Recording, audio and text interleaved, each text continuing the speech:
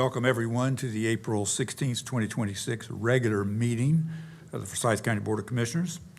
And citizens who are interested in participating in the public session portion of the meeting remotely may do so by calling 336-422-1200.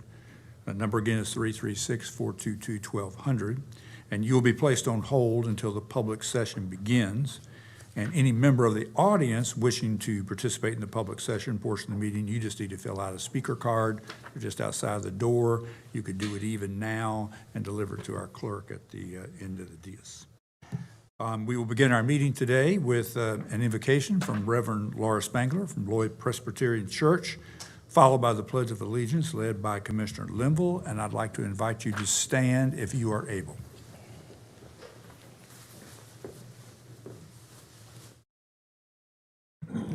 Let us pray. Almighty God, our Father, we come to you through the name of Jesus, humbly repenting of our prideful sins and asking for your mercy and forgiveness.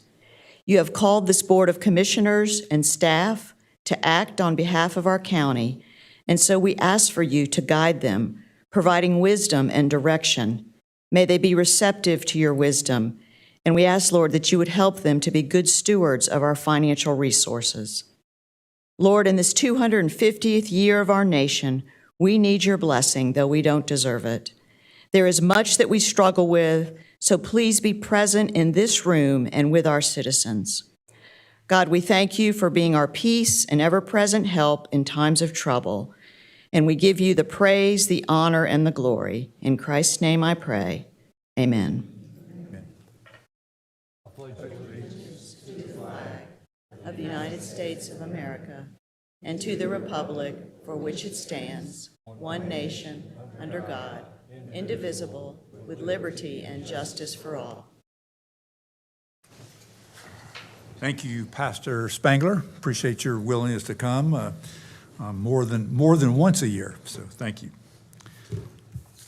The first item on the agenda today is a resolution recognizing Dr. Janet Spriggs, the Forsyth Technical Community College president, upon receipt of the North Carolina Community College System President of the Year Award.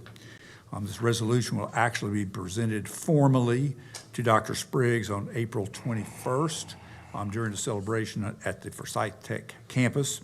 And Commissioner McDaniel, who serves on the Forsyth Tech Board of Trustees, will actually read the resolution. Thank you. Thank you, Chairman. Whereas the North Carolina Community College System annually honors exceptional leadership among community college presidents through the President of the Year Award, recognizing individuals who demonstrate outstanding vision, service, and commitment to advancing the mission of the community college education.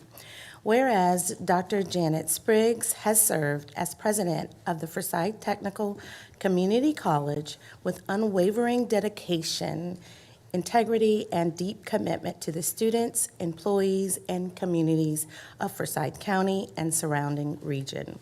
Whereas under Dr. Spriggs' leadership, Forsyth Technical Community College has achieved remarkable milestones in student access, academic excellence, and institutional growth, reflecting the college's expanding impact and deep trust of the community it serves.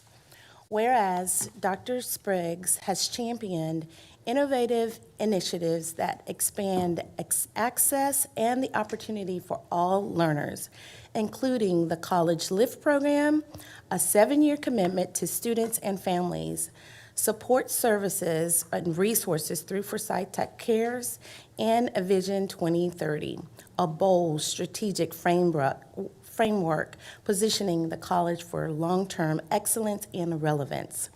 Whereas Dr. Spriggs has strengthened Forsyth Tech's role as an anchor institution in economic development and workforce preparation, making the college a vital resource for Forsyth County diverse communities. Whereas the North Carolina Community College System has recognized Dr. Spriggs' extraordinary contributions by naming her the NCCC as President of the Year. and honors that reflects the high esteem in which she is led by her peers, colleagues, and broader higher education across North Carolina.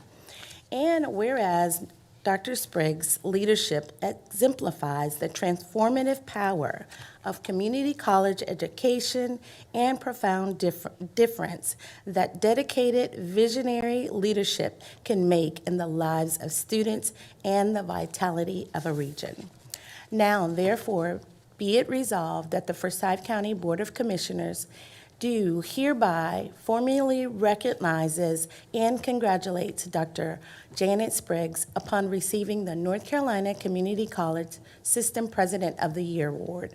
Be it further resolved that the board expresses its deep appreciation for Dr. Spriggs' service to Forsyth County and its residents and extends its continued support for her leadership of Forsyth County, Forsyth Technical Community College.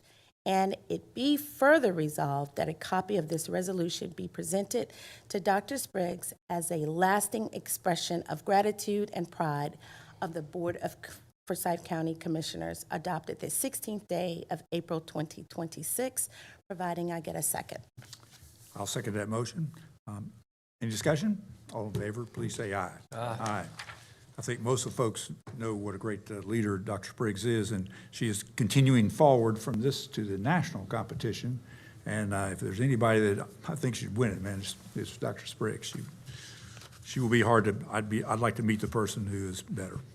Thank you.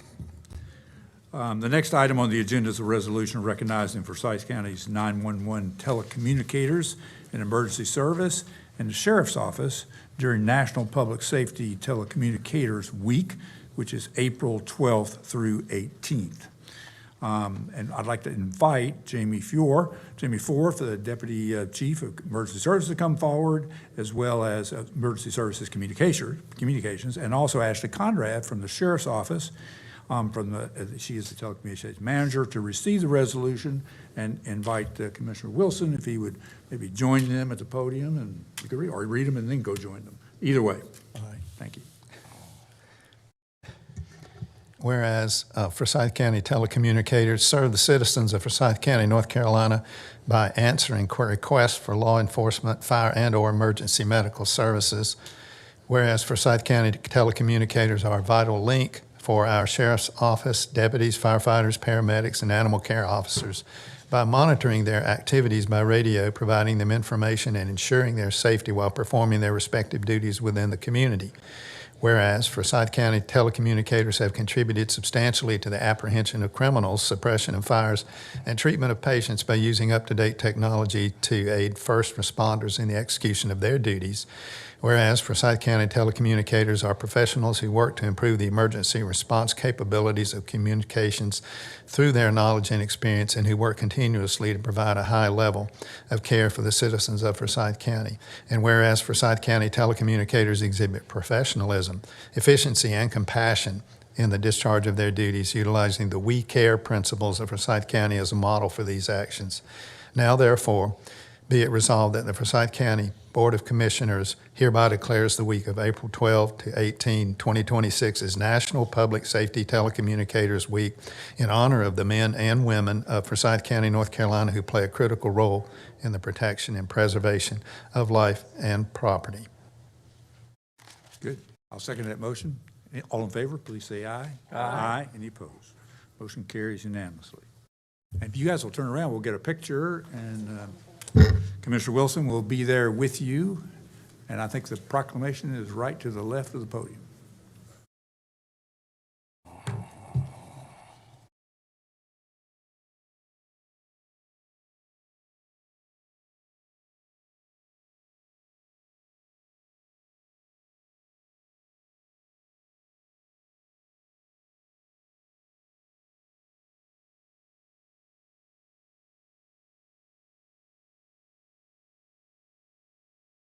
Thank you all. Well, that's good. Another picture.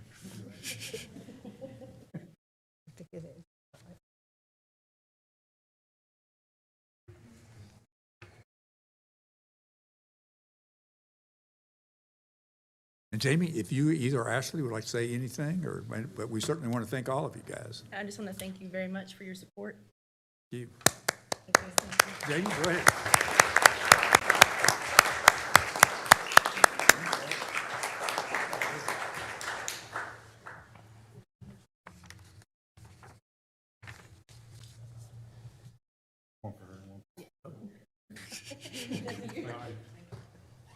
One for each. There we go. That's good. Next item on the agenda is a resolution recognizing April 2026 as Child Abuse Awareness Month in Forsyth County. Valerie Damberville, Social Services Division Director, is here to receive the resolution. If there's anyone else with you, please come forward. And our Vice Chair, Gloria Wisenut, will actually join you later and will also read the proclamation. I knew there were a few folks there. Here we go.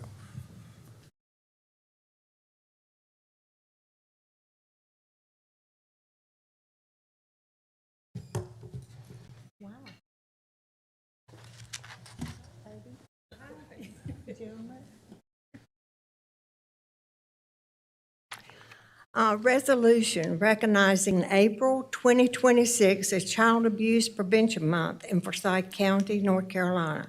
Whereas during 2025, 3,609 cases of child abuse neglect were investigated by our Child Protective Services in Forsyth County, with 38% of victims under the age of 5. Whereas every child in Forsyth County represents promise, potential, and the future of our community, and the safety and well-being of children is critical to the strength and prosperity of our entire region. Whereas child abuse and neglect are preventable and creating safe, stable, and nurturing environments for children requires awareness, education, and support for parents and caretakers throughout our county. Whereas effective child abuse prevention strategies succeed because of partnerships created between child welfare, education, health care, community, faith-based organizations, businesses, and law enforcement agencies. Whereas we acknowledge that we must work together as a community to increase awareness about child abuse and collectively advocate for the social, economical, and well-being needs of children and families to strive in safe, stable, and nurturing environments. Whereas symbolic initiatives such as Pinwheel Gardens serve as viable reminders of our shared responsibility to nurture, protect, and support the children of Forsyth County and encourage public engagement in prevention services.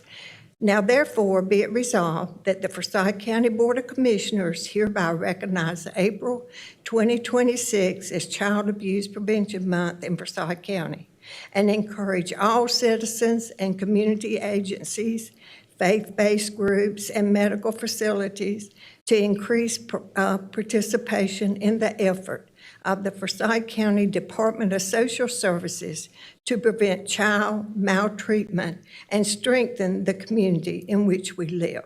Adopted this day, the 16th day of April, 2026. Second that motion. All in favor, please say aye. Aye. Any opposed? Motion carries unanimously. Okay, lady. Anybody like to say anything? And First. then we'll turn around and get a picture. Oh, Go ahead. I really didn't have anything to say, but we do appreciate your support and recognition. Our staff works so hard, tirelessly, 24/7, and so, but it is not without the support of our community partners as well. Thank you. If you guys will turn around, we'll get a picture. Hey, y'all turn around. Come on now. It's okay. Go ahead.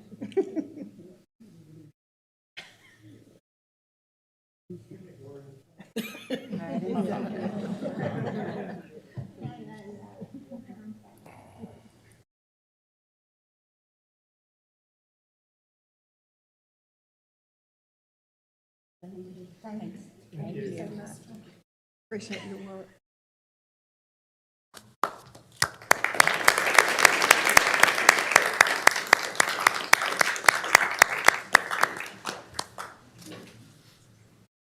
Next item of the agenda is a resolution recognizing April 26, May 2nd as National Apprenticeship Week in Forsyth County. And Jennifer Brown, the Vice President of Future Ready Workforce Strategy at Forsyth Tech, is here to receive the resolution, and any others, please join. And Commissioner Woodbury will actually read the proclamation. We'll give 1 second, we got more folks coming up. We're excited to see each other because sometimes I take her class over at the Y. So, yeah, so it's good to see Jennifer. So this is a proclamation recognizing April 26, May 2nd, 2026 as National Apprenticeship Week in Forsyth County, North Carolina. Whereas National Apprenticeship Week is a nationwide celebration where apprenticeship partners consisting of employers, labor organizations, workforce partners, educational institutions, and government agencies celebrate the success of registered apprenticeship programs. Whereas apprenticeships first took root in the American colonies and eventually evolved from informal agreements into structured programs. Whereas the National Apprenticeship Act was passed by Congress on August 16, 1937, and is a landmark legislative act that established formal federal standards for apprenticeship programs and is commonly known as the Fitzgerald Act. Whereas registered apprenticeship programs strengthen our economy by developing a highly skilled workforce and creating pathways for career seekers to access high-demand jobs in fields such as manufacturing, IT, transportation, healthcare, and skilled trades. Whereas Forsyth County has supported apprenticeships by investing in the Learn and Earn Apprenticeship Program, also known as LEAP, which is administered by Forsyth Technical Community College. Whereas LEAP was started by Forsyth Technical Community College in 2019 and is an adult work-based learning program in which students receive an education while earning a competitive wage and work for a local company in their chosen career field. Whereas LEAP has grown from 4 employer partners and 13 apprentices in 2019 to 83 employer partners and 129 apprentices in 2026. Whereas 74 participants have completed the LEAP program and earned their journeyman certification, which is a nationally recognized professional credential verifying advanced skills and training in a skilled trade. Whereas LEAP, in partnership with Forsyth Technical Community College, has become a powerful program for adults and recent high school graduates alike who are seeking to change careers, improve their quality of life, and join the workforce. Now, therefore, be it proclaimed that the Forsyth County Board of Commissioners hereby recognizes April 26 to May 2nd, 2026 as National Apprenticeship Week in Forsyth County, North Carolina, adopted this 16th day of April 2026. I'll second that motion. All in favor, please say aye. Aye. Opposed? Motion carries unanimously. You all need to turn around for a picture, and congratulations, by the way.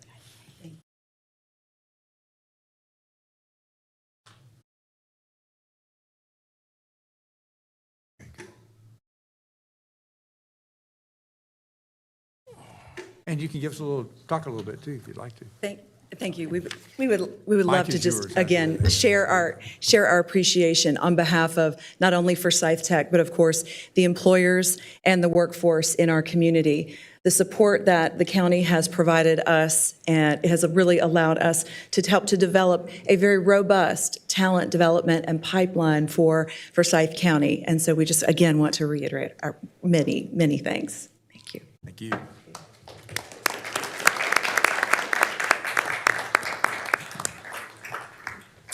Next item on the agenda is a resolution recognizing May as Historic Preservation Month in Forsyth County.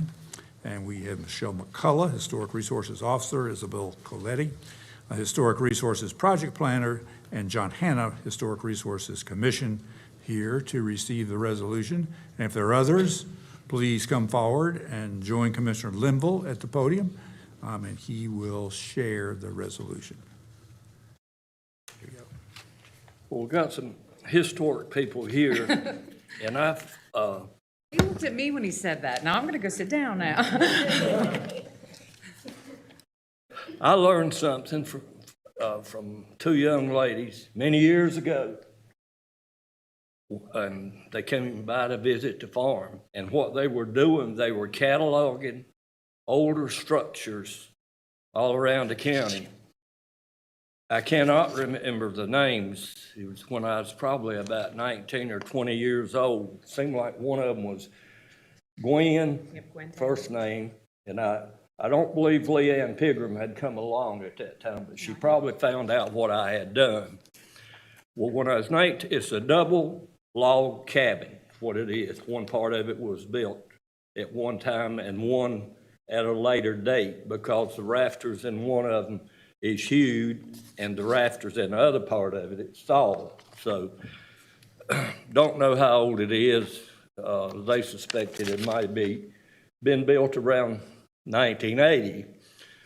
Well, what I had done, I needed some more shed for what little equipment I had of the day, and I didn't have any guidance. I was guiding myself. My mother and daddy had passed on, and what guidance I was using, they gave me.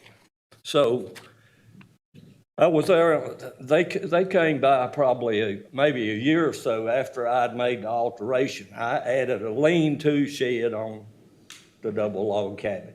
A friend of mine that rode up with me helped me build it, and at the time I had a couple little tractors, but I didn't even have a tractor. It had a lift on it, and we used ropes and ladders to pull the big timbers up to where I needed them.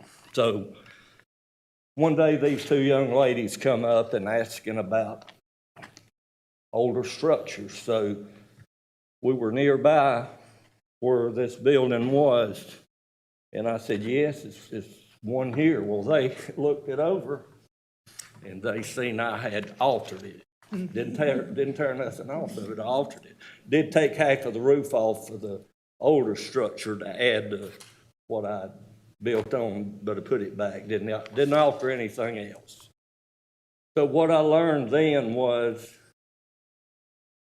it's probably rather, if you're just not restoring a building, don't alter it. So I paid attention to that. I've been taking care of it ever since. It's still there, and the way I got it figured, it's going to be there for the grandchildren too. The grandchildren's already around, but it's still going to be there for a while. I think we could call that adaptive reuse or something. There you go. I thank the clerk for printing this in large print. It comes in handy sometimes. Resolution recognizing May 26th as Historic Preservation Month in Forsyth County, North Carolina. Whereas Forsyth County joins cities and counties across the United States in a nationwide celebration of Historic Preservation Month. Whereas historic preservation is an effective tool for economic development, tourism, promotion, revitalization of neighborhoods, fostering local pride, maintaining community character, and enhancing livability. Whereas Historic Preservation Month is sponsored by Forsyth County Historic Resources Commission. Whereas the Historic Resources Commission mission is to protect and enrich the county's cultural, historic, architectural, and archaeological heritage through the identification, designation, and preservation of historic resources. Whereas the Historic Resources Commission strives to promote the use and conservation of historic properties for the education, pleasure, and enrichment of the residents of Forsyth County.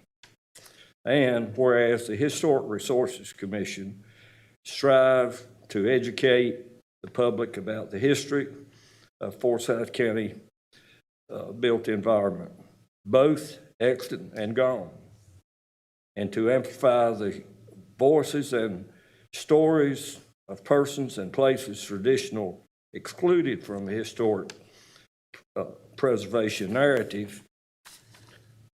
Now therefore be it resolved that Forsyth County Board of Commissioners hereby recognizes the month of May 26th as Historic Preservation Month in Forsyth County, and encourages the people of Forsyth County to join their fellow citizens across the United States in celebrating and participating in this special observance adopted 16th day of April 2026.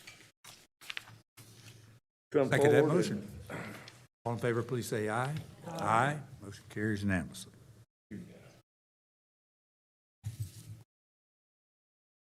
All right, thank you. May I? Please do.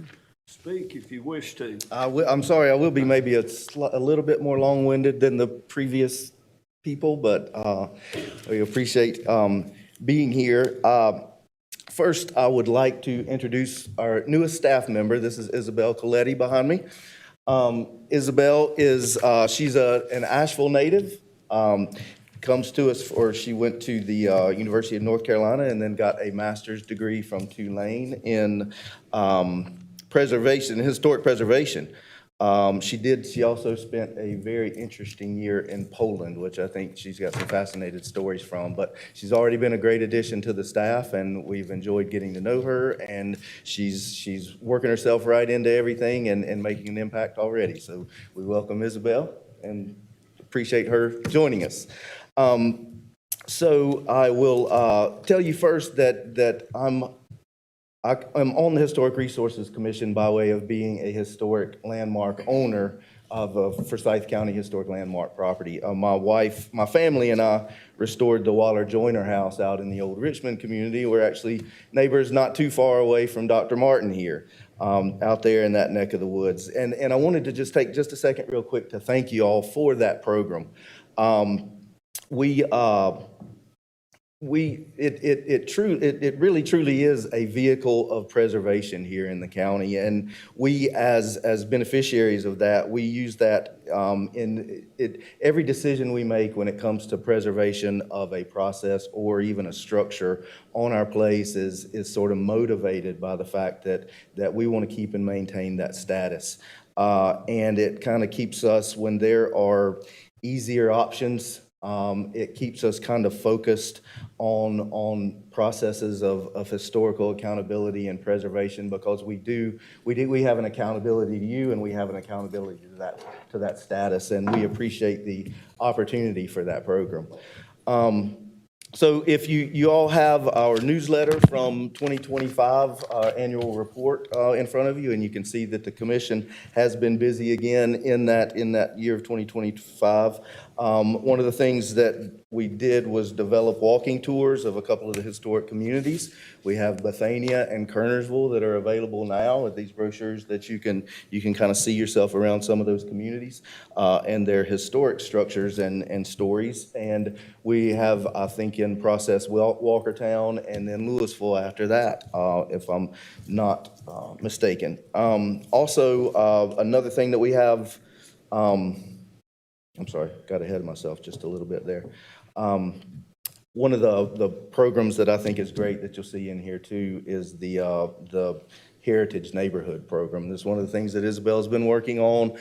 We've got street sign toppers that you'll see popping up in some of these places. And it's staff worked hard to bring this into being. They also have worked hard to kind of streamline the application process, finding some places in there where they could make it more user-friendly, easier for the applicants that were trying to get this, this status. And it's a really valuable identification or demarcation for communities that have kind of been swallowed up by a lot of the growth around them over time, and kind of showing the communities what these historic neighborhoods were and kind of how they got there. I hope that we're able to, in some form, expand this out into the county over time, maybe one of these days, maybe, probably. And I'd like just a quick note about my favorite event of the year. My favorite event of the year was the historic marker unveiling at the Happy Hill Cemetery. And I think I saw some of your faces there at that as well. And it was just an unbelievably well-attended event on a brutally hot day. But it was clear that it was a very important day for a bunch of people, kind of culminating an extraordinary amount of effort and amount of time that had gone into making that possible.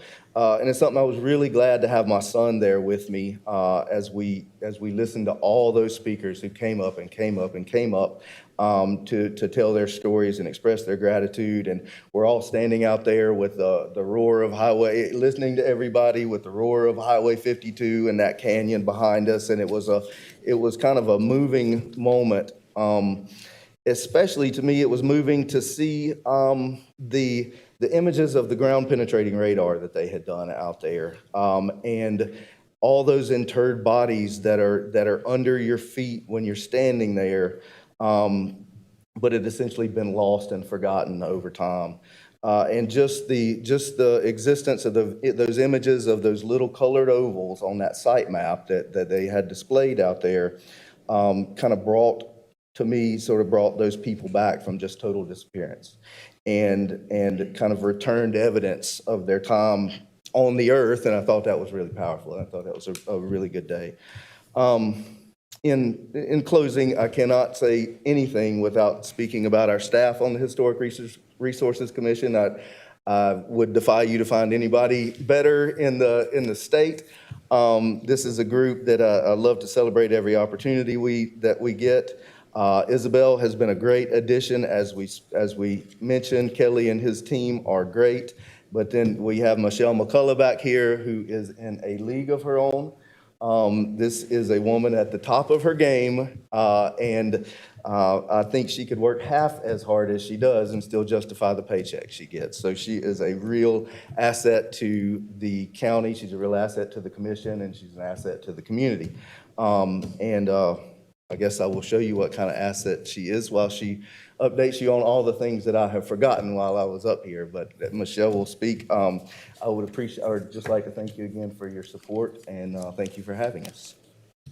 I'm just going to take one brief moment because there is one exciting thing that he was not aware of. I'm going to be working with Ashley because the Historic Resource Commission has a historic marker coming up that's the county's historic marker, and it's going to be to celebrate our America 250. So it's the American Revolution and what happened in our county in here. And so we're going to be working on a date. So Ashley will be getting with you guys about setting that up. So we're very excited this year to do that, to not only celebrate the commission in Forsyth County, but to be part of that national campaign too. So take a look at that. We've got 2 more marker. We have a civil rights trail marker unveiling coming up May 30th. You'll be getting those invitations very soon. So very excited where they're trying to get one in every every county, and they've only got 50 so far. So that's kind of exciting too. And then we have another marker at the YMCA. So lots going on. You guys always get invitations. We'd love to have you there, but the important one is going to be when you guys are hosting it. So after we get a date set, I'm sure I'll be talking to some of you about being part of the program. So, but thank you all for your support through the years and for, coming to our events and supporting our commission members. Thank you all. Thank you, Mr. Lemon. And he Now you did a gotta great turn around and job take a with his place, so.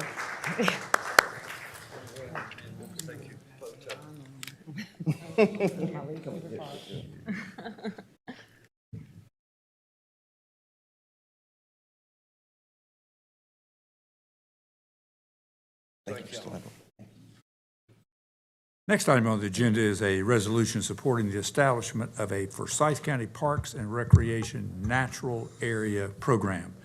And I'd like to invite Chris March Doug DeNeve, Wendy Hawkins, and Don Lindell of the Forsyth Audubon Society. They will be here, I see they're here to receive the resolution, and Commissioner Bessie will read it, and then he'll come down and join you, and we'll get a picture too. Thank you all for being here. Thank you for being here. This is a resolution supporting the establishment of Forsyth County Parks and Recreation Natural Area Program. Whereas the parks and greenways of Forsyth County have extensive natural resources such as meadows, forests, wetlands, streams, rivers, ponds, lakes, and the many beneficial plants and animals that reside therein. Whereas the establishment of natural areas is consistent with the three guiding principles of the Forward 2045 Comprehensive Plan: equity, livability, and resilience. Whereas natural areas and parks increase populations of songbirds, butterflies, pollinators, and other beneficial animal and plant species. Whereas the Forsyth County Parks and Recreation Department has worked with community partners to protect natural areas in its parks, such as the Yadkin River Nature Trail at Tanglewood Park, and field management practices to protect wildlife at Horizons Park. Whereas spending time in nature provides measurable physical and mental health benefits to adults and youth, and interacting with nature in an informed way improves the education of youth. Whereas park natural areas buffering streams and wetlands help protect local water quality and increase resiliency to catastrophic flood events. Whereas parks can serve as ecologically important habitat corridors between natural areas, thereby helping preserve biodiversity in all parks. Whereas park natural areas help mitigate localized urban heating during summer months, and whereas establishing and maintaining park natural areas can provide cost-saving benefits to Forsyth County. Now, therefore, be resolved by the Forsyth County Board of Commissioners that sustainable natural areas are recognized as an important asset in the parks of Forsyth County, and commits the following to the County Parks Natural Areas Program. 1, to support and promote nature education programs in the county. 2, to support and promote the establishment of county park natural areas. 3, to support having educational signage in parks explaining the importance of natural areas. And 4, to support the use of the best natural resources management practices within county parks, adopted this 16th day of April 2026, and I so move. Second that motion. All in favor, please say aye. Aye. Any opposed? Motion carries unanimously. Thank you all for being here. It's going to come down and get a picture, and if any of you would like to say a word or two, please feel free. And if anyone is here from our Parks and Recreation Department and would care to come join us as well. I see Chris Weevil. Chris has been, we bragged on him at our briefing on Monday. Chairman Martin, Commissioners, thank you so much for supporting our resolution. On behalf of Forsyth Audubon, we appreciate it. You have a second? Did you get your copy? Thank you very much for all the work you're doing. Around, guys. Good thing.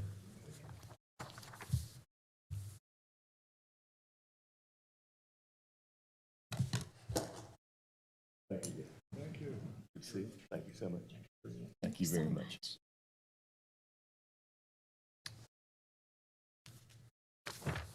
The next item on the agenda is a resolution opposing modifications to county property tax authority. And this is an item, I'm going to read the motion. I will read the resolution, and then we may want to have some discussion briefly, particularly before acting. I think most people here are aware that North Carolina General Assembly is considering a constitutional amendment to this effect. Our resolution for consideration is, whereas county governments are constitutionally and statutorily charged with providing essential public services, including but not limited to public safety, emergency response, education, infrastructure, public health, and social services. Whereas property taxes constitute a primary, stable, and locally controlled source of revenue necessary to fund these essential county services and to meet both ongoing operational needs and long-term capital obligations. Whereas the authority to levy, assess, and adjust property taxes allows county governments to respond responsibly to changing economic conditions, population growth, service demands, emergencies, and state or federal mandates. Whereas counties follow transparent procedures prior to any tax changes by presenting annual budgets on a strict schedule, hosting open meetings for citizen input and questions, and submitting public bonds for voter consideration. Whereas proposals to modify, limit, cap, freeze, or otherwise restrict county property tax authority, whether through constitutional amendment, statutory change, or administrative action, may reduce local flexibility, undermine fiscal stability, and shift costs to less stable revenue sources. Whereas such modifications may result in unintended consequences, including service reductions, delayed infrastructure investment, increased fees, and inequitable impacts on residents. And whereas county governments are best positioned to balance fiscal responsibility with service delivery, accountability and responsiveness to local needs through transparent budgeting and elected representation. Now, therefore, be it resolved that the Forsyth County Board of Commissioners supports the current property tax revenue program in North Carolina, which enables counties to manage property tax rates within sensible limits. And be it further resolved that the Forsyth County Board of Commissioners formally opposes any constitutional amendment that would restrict, cap, reduce, or otherwise limit county property tax authority. I will make that motion. Let's get for a second, and then we can have discussion. Second by Vice Chair Wizenhut. Now the floor is open for discussion and conversation. Yes, I would like to say a few words. I'm sure all of my fellow commissioners know how I feel about raising property tax. I'm never shy about that. However, I think that we need to keep our property tax, the way we raise property tax, we need to do it now and not have the state step in and tell us how to do it. And one thing I'm bothered that I don't think the public knows about, but North Carolina is one in 8 states across the United States where our General Assembly mandates that counties administer the requirements and all of the manpower. We have to be responsible for delivering the services on ground. We have to be including staffing and facilities and day-to-day operations for these programs in Medicaid. It is not a small burden. It is a huge burden. And then this year, because of H.R. 1, we are going to have to change the way we do and have to administer programs every 6 months instead of a year. And so that means that we're going to have an increase that's going to be very huge. In Forsyth County, there's approximately 235 million residents dollars in Medicaid benefits that we have to spend in Forsyth County and do all the work for it and whatnot. And being one of 8 states in the United States, I just don't think people realize what the state has mandated that we do without any funding from them. And then on the federal, we usually get 50% of income, and now they've reduced that to 25%. So we're hit from the state and the federal government. And it's not going to be easy for us to be able to do all of these added mandates. I do want to say this. I think it's been in the paper one time, but I think it warrants being said again. As our attorney said, our tax rate right now is 22% less than it was in 2020. And we're the lowest that we've been since 1989. Now, revow,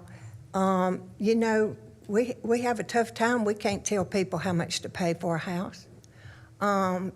People, if, I saw a couple years ago that folks were in a bidding war to get a house they wanted. They would bid more than what the house was listed for. So we can't control that, but we can control some of the expenses here, and we just want the folks of Forsyth County to know what this amendment would do to us here locally.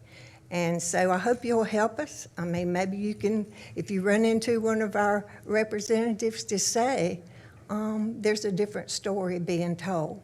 So thank you for the time. Any other comments? My comment is relative to the resolution. If it passes today, what other teeth do we have relative to our delegates in Raleigh? Will Ashley walk this resolution to them? Are we writing a letter to our delegates? Other than just us passing it today, what else will it do? Yeah, I think at a minimum, we send them this resolution with a cover letter, I think Okay. at a minimum. Yep. And I think in fact, even in the last week, we've had opportunities to see almost all of them here in the county. And I think it's, using that resolution, that relationship that we have to actually communicate those concerns. Thing I think it concerns, all commissioners, and also, by the way, we're joined by our colleagues in city and municipal governments of any sort, that essentially this is only, the constitutional amendment is to say you may restrict, taxes in the future. It doesn't say how that restriction, how much, a percentage, or how it will be done. It's only been talked generally about population increase and inflation as being two factors to include in such a limitation. I think from this board, and the 12 budgets I've been a part of, I think that we would fit in most reasonable limits anyway, because I think we've limited ourselves, and many years had zero tax increase at all. So I think we would fit probably in most of that, but depending on how that's worded, people are going to be voting, the public will vote without knowing that, because it's giving basically a constitutional amendment to allow the legislature to make up something later that would be to restrict, and then the arguments would be done then. So it's a little hard to have I think if you ask almost anyone, would you like to pay more today than you did yesterday? They're going to say no, and that's basically the question that's being asked. So it's hard to imagine that it seems to me that probably needs to be, that opportunity perhaps should not be given, and I think that's what we're suggesting. Other comments? I have a question for our attorney. Does the legislature need a constitutional amendment to add limits on our ability to raise property taxes? There actually already are limits on your ability to raise property taxes. There's a $1.50 cap on the property tax. So, but yes, they believe they do need a limit to do what they're proposing to do. So as the chairman indicated, this would establish an automatic process whereby each year the General Assembly can say you can only raise your taxes by X dollars, or I guess they could say you have to cut your taxes. It's not defined. It almost presents the risk of punishing local governments that have been deliberately as frugal as they could be by saying you better ask for the max every year, because you never know when a crisis is going to be precipitated by Congress or the state legislature in terms of an unfunded mandate that would leave you short if you don't. That's absolutely correct. You may have been very responsible for 3 years, and then in year 4, something may come up where you feel like you need to raise taxes in that year, and this may not let you do that. And also, I mean, you think about things that could happen, a natural disaster that is not reimbursed by FEMA. You know, that very well could happen, and if we don't have the ability to do something, our citizens will suffer. Any other discussion? All in favor, please say aye. Aye. Any opposed? Motion carries with unanimous with Commissioner Wilson is outside the room at the moment. The next item on the agenda is approval of minutes for the meeting of April the 2nd and March 21st, Board Goals Retreat. It's a Board Goals Retreat on March 21st and our regular meeting on the April 2nd. Motion is approved by Commissioner Bessie. Second by Commissioner McDaniel. Any discussion? All in favor, please say aye. Aye. Any opposed? Motion carries unanimously. Madam Clerk, do we have any calls or cards for the public session? Mr. Chairman, we have 2 speaker cards. The first speaker is Ralston. Please come forward, state your name and address for the record.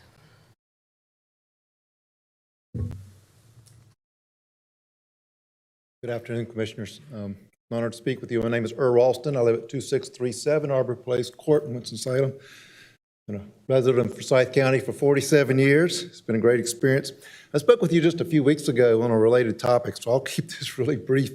But I do want to thank you for unanimous support when I was here last time and a resolution in favor of the state having less restrictive DOT funding of greenways and trails. So thank you for that support. So I'm here today to talk about item number 12 on your agenda, which is the $130,000 matching share for the Great Trails State Program grant support, which supports the design and engineering for the Piedmont Regional Greenway, which goes from, this segment will go from Kernersville to Triad Park and through Triad Park. And it's part of it's a matching share of a $500,000 grant from being funded by the state through the Great Trails State Program. As you know, the Piedmont Greenway is a planned 19-mile corridor, will go all the way from Winston-Salem to Greensboro.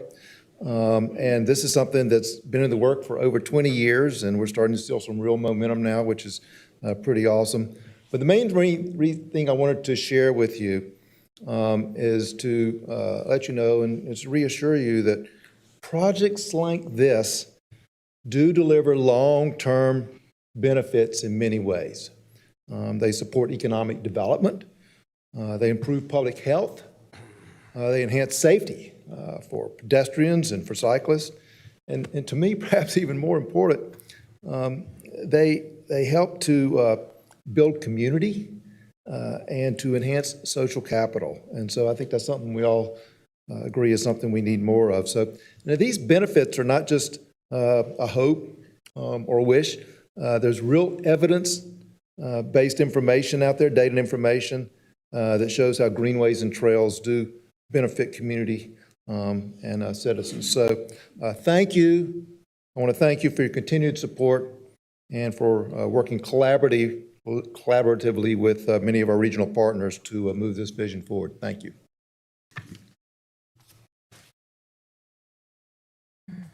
The next speaker is Deborah Dembski. Please come forward, state your name and address for the record.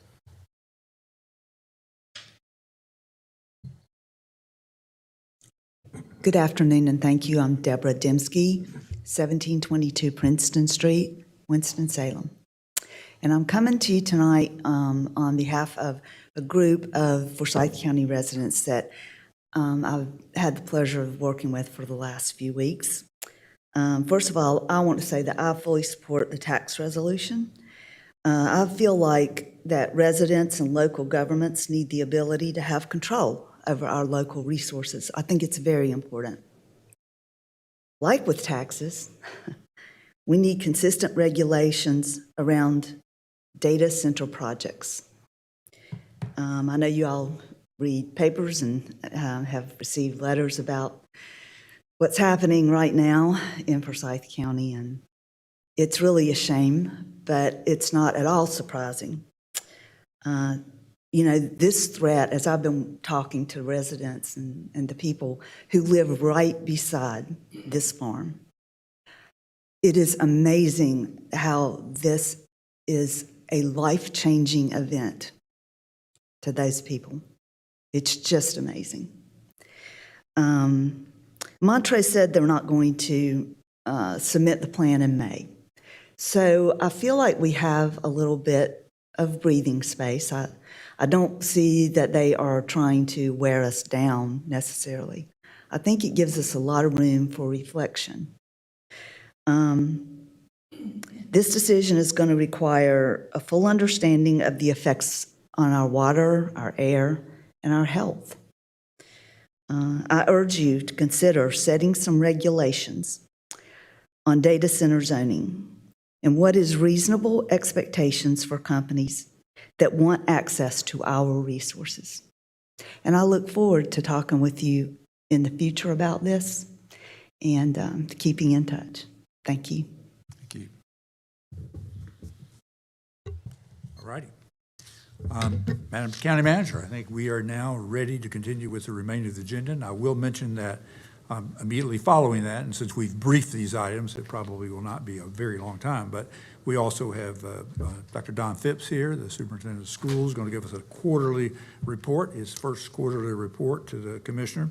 And we're going to have a presentation by the planning department on actually 3 items after he is finished. With that said, floor is yours. Thank you, Mr. Chair, and good afternoon, Commissioner, staff, and guests. The agenda items before you have been briefed and hopefully questions answered. Agenda item number 10 is an amendment to the fiscal year 26 budget ordinance to transfer funds from contingency to pay a civil penalty issued by the Internal Revenue Service for delayed filing of 1099 forms in 2022 in the amount of $36,795.16. This was from 4 years ago and related to the implementation of the new enterprise resource planning system, which essentially is our new finance budget and human resources system. We have requested a penalty waiver, still waiting on an answer, and in the meantime, the IRS did offset one of our bonds for that amount. Do we have a motion? Move approval. Motion approved by Vice Chair Wizenhut. Is there a second? Second by Commissioner Bessie. Any discussion? All in favor, please say aye. Aye. Any opposed? Motion carries unanimously. Agenda item number 11 is a resolution authorizing execution of necessary documents to apply for and receive U.S. Department of Justice Bureau of Justice Assistance 2025 Edward Byrne Memorial Justice Assistance Grant JAG funds in the amount of $249,047. This would be shared equally between the Sheriff's Office and Winston-Salem PD and would be utilized for operational equipment and resources. We have a motion. Move to approve. Motion approved by Commissioner McDaniel. Second. By Commissioner Bessie. Any discussion? All in favor, please say aye. Aye. Any opposed? Motion carries unanimously. Agenda item number 12 is a resolution authorizing the execution of an interlocal agreement with the Piedmont Triad Regional Council to administer the grant program for engineering and design services related to phases 1 and 2 of Triad Park Reedy Fork segment of the planned Piedmont Greenway. PTRC, in collaboration with Forsyth County, Guilford County, and the town of Kernersville, applied for and was awarded a $500,000 grant from the North Carolina Department of Natural and Cultural Resources through the Great Trails State Program to administer design and engineering services for this greenway. Forsyth County's matching share for the grant is $130,000, and that will come from the 2021 PAYGO funds. Motion approved by Commissioner Bessie. Is there a second? Second. Second by Commissioner McDaniel. Any discussion? All in favor, please say aye. Aye. Any opposed? Motion carries unanimously. Agenda item number 13 is a resolution authorizing execution of amendments to agreements related to the Learn and Earn apprenticeship program. This program is administered by Forsyth Tech and would allow them to utilize the remaining balance of $306,740 between 2 grant agreements for other program costs and extending the agreements until June 30th, 2028. Move to approve. Motion approved by Commissioner McDaniel. Happy to second that motion. Any discussion? All in favor, please say aye. Aye. Any opposed? Motion carries unanimously. Agenda item number 14 is a resolution authorizing the execution of an agreement with KNC Technologies LLC for a camera system upgrade at the Law Enforcement Detention Center in an amount not to exceed $1,439,747.94 plus taxes. The work would include structured cabling installation, fiber installation, IDF construction, procurement, and installation of Ricotta camera systems, and all related materials, labor, testing, and commissioning activities, and an amendment to the county Capital Projects Ordinance to increase the project budget for that amount for this infrastructure and camera project. Do we have a motion? Move to approve. Motion approved by Commissioner McDaniel, second by Commissioner Bessie. Any discussion? All in favor, please say aye. Aye. Any opposed? Motion carries unanimously. Agenda item number 15 is a resolution awarding and authorizing execution of a purchase order to Emergency Transportation Associates, LLC, for the purchase of one new cab and chassis unit with remount of ambulance body in an amount not to exceed $152,091. Move approval. Motion approved by Vice Chair Wizenhut. Is there a second? Second by Commissioner Bessie. Any discussion? All in favor, please say aye. Aye. Any opposed? Motion carries unanimously. Agenda item number 16 is a resolution awarding and authorizing execution of a purchase order to Modern Chevrolet LLC for the purchase of one vehicle in an amount not to exceed $52,646. This request was submitted by the Sheriff's Office to upgrade Sheriff Kimbrough's vehicle to a Tahoe. He is currently driving a Durango with approximately 35,000 miles. As discussed on Monday, I do recommend postponing this purchase until after July so the funds can be used to help offset overtime overages this fiscal year and support the Sheriff's Office staying within the adopted budget. And just FYI, we have already expended about $1.3 million on all sheriff's vehicles this fiscal year. I'll make a motion that we postpone item 16 until the new fiscal year. Second. Second by Vice Chair Wizenhut. Any discussion? All in favor, please say aye. Aye. Any opposed? Motion carries unanimously. Agenda item number 17 is a resolution awarding and authorizing execution of an agreement with Global Public Safety, LLC, for the purchase and installation of emergency equipment and vehicle upfit in a total amount not to exceed $350,000. I also recommend postponing this item until after July, again, to assist the Sheriff's Office with staying within their adopted budget. I'll make the same motion as before, that we continue item 17 until the next fiscal year. Second. Second by Vice Chair Wizenhut. Any discussion? I do just want to put on record, since this is about the emergency equipment and vehicle upfit, if there are any ramifications around the safety of the public. And so is there anyone from the Sheriff's Department that can talk to us about what kind of impact this may have in delaying?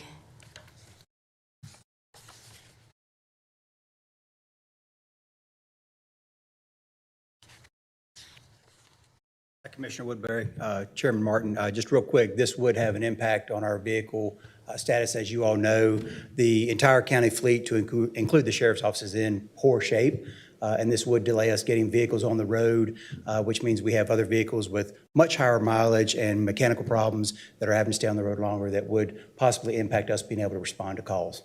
So. I will say our automotive services manager does have an alternate upfit that he could do in the meantime to get the vehicles on the road. I will ask our automotive services manager, Jonathan Markle, if he could come up and explain.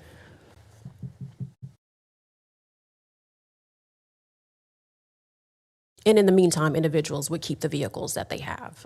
So they have vehicles. These would just be replacement vehicles. Correct. Before you start, in all fairness to the sheriff, was he aware that there's an alternative? Yes, I did have that. We had that conversation with the Sheriff's Department in a meeting earlier this week with some other people in the Sheriff's Office. I'm not sure if it's been relayed to you. It was not relayed to me. So you have spoken to the We sheriff? have. We've spoken to the people that we meet with on a regular basis. So the option would be, we have some smaller light packages, just basically a dash-mounted light, a blue light that could go on the dash of the vehicle. We could install those at Fleet, and they would be able to use those vehicles, not as a response vehicle, because it doesn't have sirens, it's not gonna have 360-degree lights, but it would be a dash light that an investigator or a member of administration that may not be responding to calls on a regular basis could potentially use in the meantime until we do the full upfits. So that's just a potential solution for the vehicles that are currently on the ground. And so with this item, if it was, just FYI, if it was approved today, then the vehicles would be ready July. If it was postponed until after July, the vehicles would be fully ready in September. But in the meantime, of 2026, yes. And in the meantime, they would keep their current vehicles, or Mr. Markle can upfit them as he described. So we're talking about basically a 2-month delay of when the vehicles would be properly upfitted. We could bring this item back like at the first meeting in July, or even the end of June End of June. for July. Any feedback from the sheriff when you made that suggestion? It's not an ideal situation. It's not an ideal response, and he may be able to answer that as well. I mean, it's a stopgap to continue to get some vehicles on the road. Yeah, I would just say that these are frontline vehicles. These are pursuit vehicles for our patrol officers and things of that nature, as far as the ones that are here, right, that need to be upfitted. So if you put a blue light in it, that really can't be a patrol type vehicle or something of that nature. So you would give it to maybe somebody in admin, but then their vehicle is not usable out on the street as well, because it doesn't have the lights and sirens that a patrol vehicle would have. So, Let me ask this question. yes, sir. How many spare, basically, patrol vehicles do we have? Currently, I think there's 12 or 13, but typically those are out on the road every day because vehicles are being repaired, and there are much extensive repairs that are being done to vehicles, so the spares are not readily available typically. This morning in the spare lot, there was 4. Say that again. This morning in the spare lot, there's 4. Thank you. So, Any other Mr. discussion? Oh, Go Mr. ahead. Markle, when you mentioned that there was, maybe some concern that was voiced in the conversation that you had with the sheriff and his team, could you kind of be more specific about any feedback they had as it relates to, the safetyness of delaying this? The same thing the major just said. It's a concern that it's not a response ready upfit. It's just one light on the front. So it's the major concern is if they had to try to clear an intersection and had to use their blue lights, they've only got blue lights on the front, not on the sides, not on the rear. There's no siren. Those are the major concerns. There's no shotgun or rifle holder. There wouldn't be no box in the back to hold additional equipment or anything else. It would mainly be an admin or potentially an investigator or something along those lines. But to his point, their vehicles that they're currently using may not be patrol-ready, pursuit-rated vehicles as well. But in the meantime, they would keep their current vehicles Correct. until these were ready. That is correct. Any other discussion? All in favor, please say, this is in favor of postponing. All in favor, please say aye. Aye. Any opposed? No. Motion carries 4-2. Agenda item number 18 is a resolution authorizing an interlocal agreement with the Winston-Salem-Forsyth County Utility Commission for the Tanglewood Business Park Sewer Outfall Project in an amount not to exceed $2.4 million. This is 100% grant funded from the state. We have a motion. Move approval. Motion approved by Vice Chair Wizenhut. The second? Second from Commissioner Bessie. Any discussion? All in favor, please say aye. Aye. Any opposed? Motion carries unanimously. Agenda item number 19 is a resolution authorizing execution of an agreement with LexisNexis Risk Solutions, Inc. for the purpose of providing online research and investigation services for the Department of Social Services in an amount not to exceed $37,000 per year for a maximum duration of 3 years. We have a motion. Move to approve. Motion approved by Commissioner McDaniel. Is there a second? Be happy to second that. Any discussion? All in favor, please say aye. Aye. Any opposed? Motion carries unanimously. Agenda item number 20 is a resolution authorizing execution of an agreement with Curasoft Technology Corporation to provide CaseWorks case management software system for the Department of Social Services in an amendment to the County Capital Projects Ordinance to transfer DSS Focus Replacement Project funds to the general fund, in an amendment to the fiscal year 26 budget ordinance to accept the transfer from the County Capital Project Ordinance for the DSS Focus Replacement Project. This will essentially provide a software for workflow management, referral tracking, service history access, and document sharing capabilities for care coordination across the Adult Services Division. This is a 3-year contract with costs not to exceed a total of $434,854.23 plus tax. We have a motion. Move approval. Motion approved by Vice Chair Wizenhut. Is there a second? Happy to second that. Any discussion? All in favor, please say aye. Aye. Any opposed? Motion carries unanimously. Agenda item number 21 is a resolution authorizing execution of an agreement with MCCI LLC to provide Laserfiche document management subscription services. There has been a lot of follow-up on this item. I'm going to ask Joseph Sloop, our Chief Information Officer, to come up and provide an update.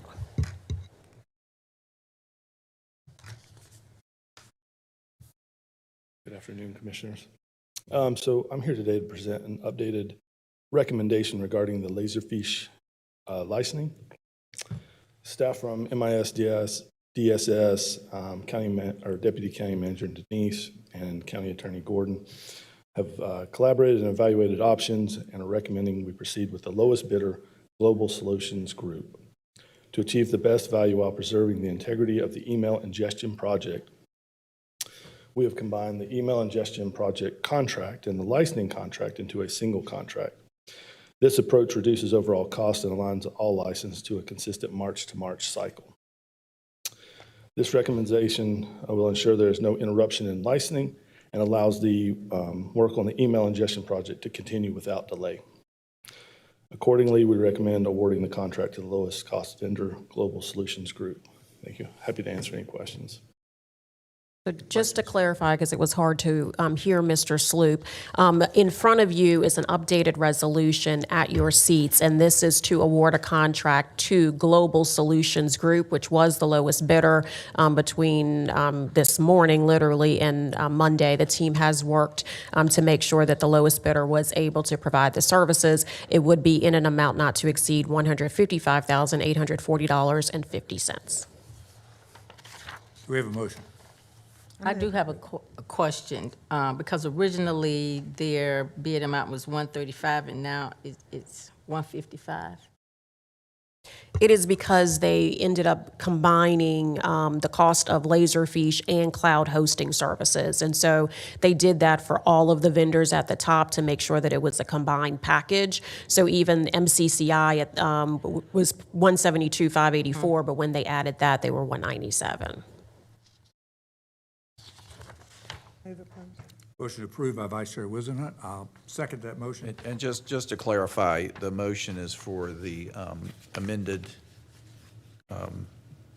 item to award the contract to Global Solutions Group. Move approval to the amended item.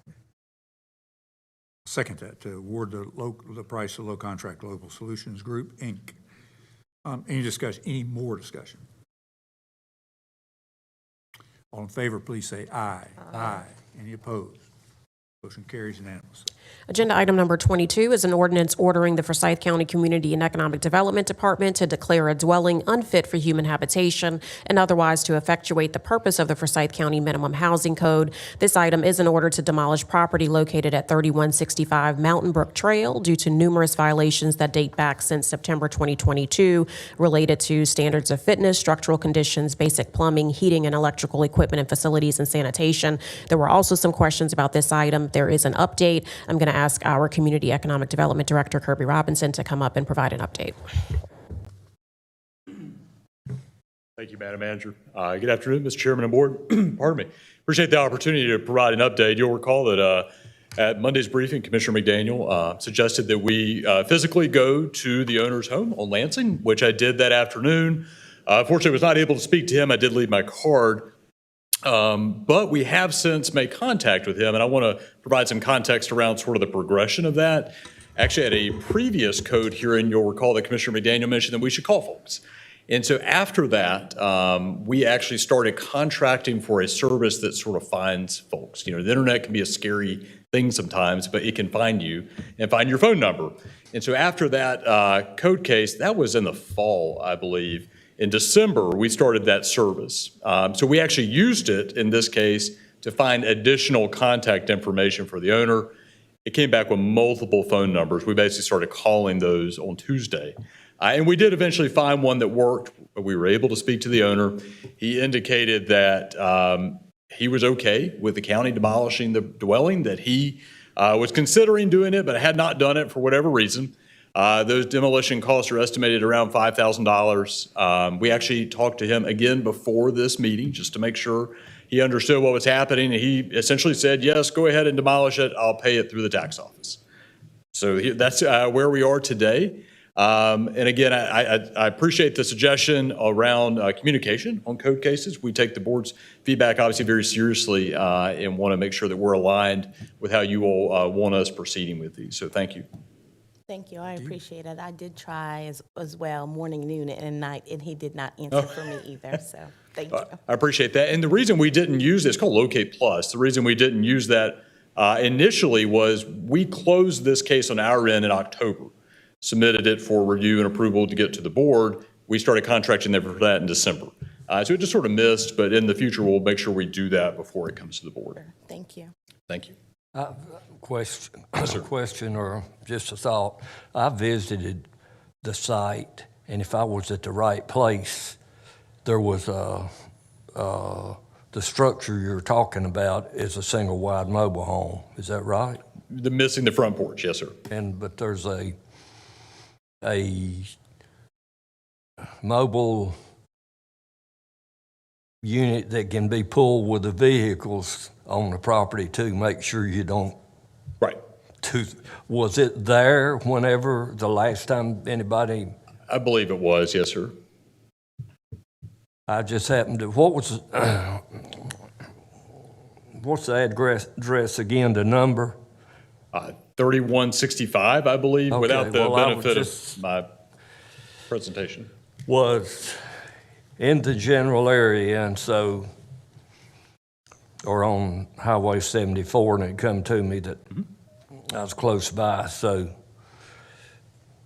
I didn't remember the number, just I wasn't going on 74 to do that day, but I did, and I'm pretty sure I was at the right location. Well, I'll tell you, anytime that you want to visit sort of these distressed properties, as we would call them, before they come to you, we do put a posting on the property as well as part of our efforts to communicate with folks, and also then to say this dwelling is unsafe. So if you're ever out looking, just look for the blue sign that's out there and should be affixed to the dwelling. Move approval. Motion approved by Vice Chair Wizenhut. Is there a second? Second by Commissioner Bessie. Any discussion? All in favor, please say aye. Aye. Any opposed? Motion carries unanimously. Agenda items 23 through 25 are our tax refunds. 23 is a resolution approving refunds by the tax assessor collector in the amount of $20,049.69. 24 is approving a refund in the amount of $57,269.19. And 25 is denying a refund request in the amount of $7,753.14. Move to approve. Motion approved by Commissioner Linville. Is there a second? Second. Second by Vice Chair Wizenhut. Any discussion? I do have a question about the denying the request. And I guess the key question is why it was denied. Our deputy tax assessor collector, Mike Pollock, will come up and answer. Okay, thank you. The question was, why was the request denied for number 25? There were multiple requests that were denied. Was there a specific one that you had a question about? I can talk in general. Yeah, you can, speak in general, why they were denied in general. Right. Some might be requesting items that we would have to estimate from the outside of the house. So those would be denied for that reason. Some would be denied cover years that are outside of the statute. So it's beyond current year plus 5 years. And so some of the refunds are denied for that reason, or we're recommending that they're denied for that reason. I just wanted to put on record because I know that sometimes I will get calls around something being denied with folk taxes, and I can't speak as intelligent, obviously, as you all can. So I did want to just put something general on record, and if there's any calls and if it's something specific, I'll just, make sure I direct them to your office. Thank you.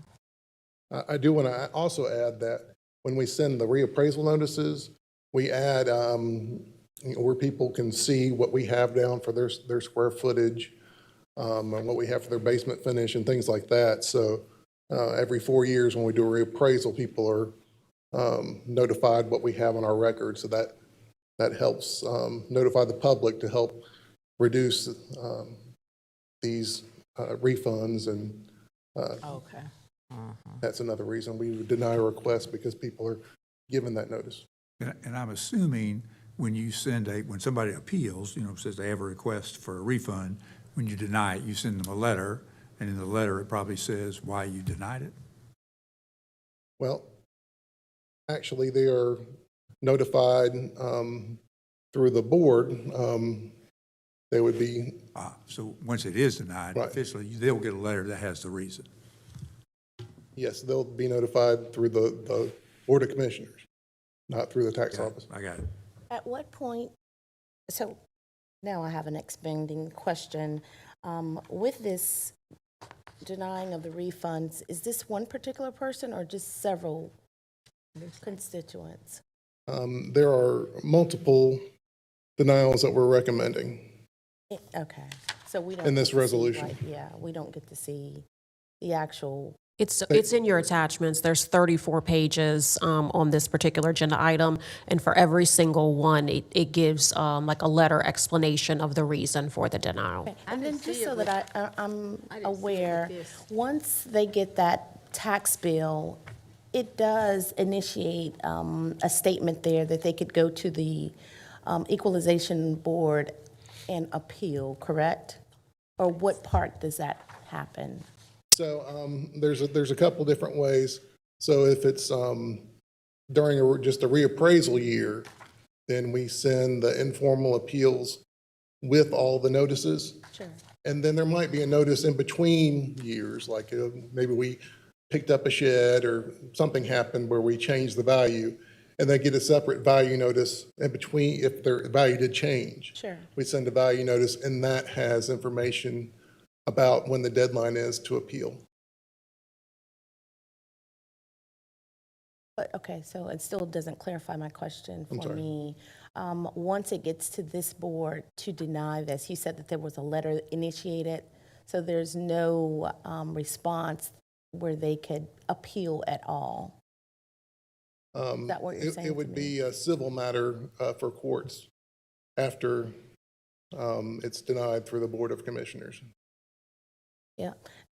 Madam Manager, I keep saying that we have to have education in our community so that community can know how these processes work. I don't know how many times I have to keep saying this because I'm sitting here and I'm still confused.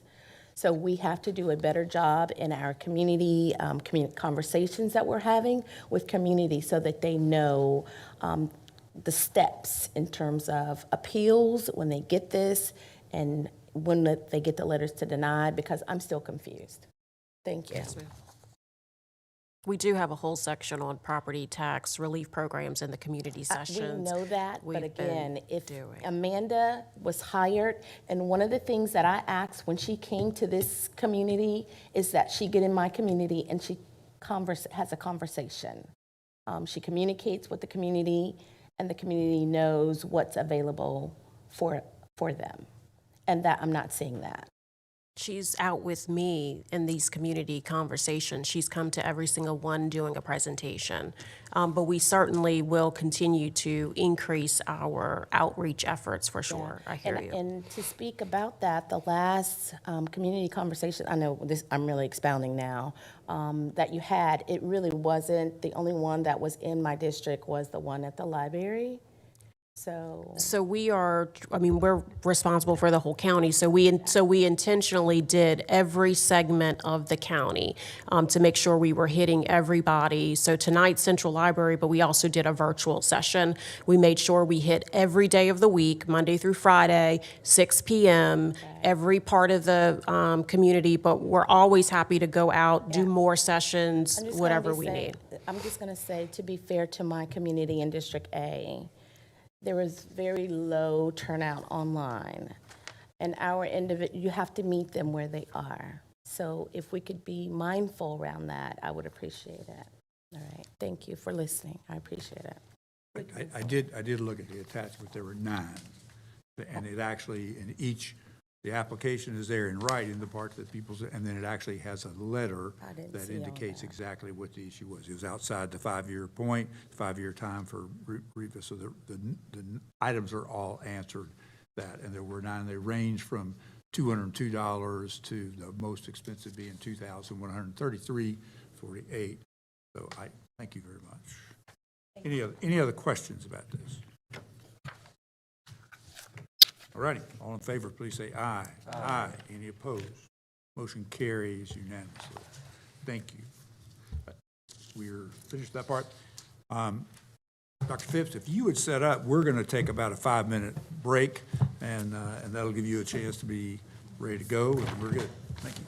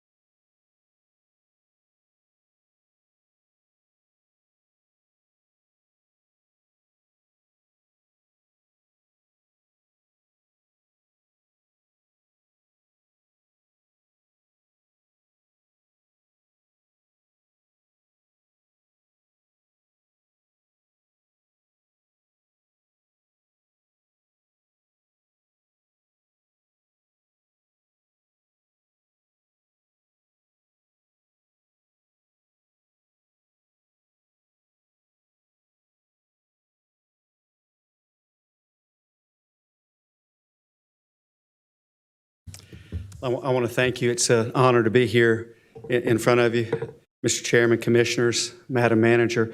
The support that you all have provided, and I'm saying this as an individual coming in after the financial situation that has happened that everyone is well aware of, the support and the generous way that you've handled the school system has allowed me to be here and I hope share good news.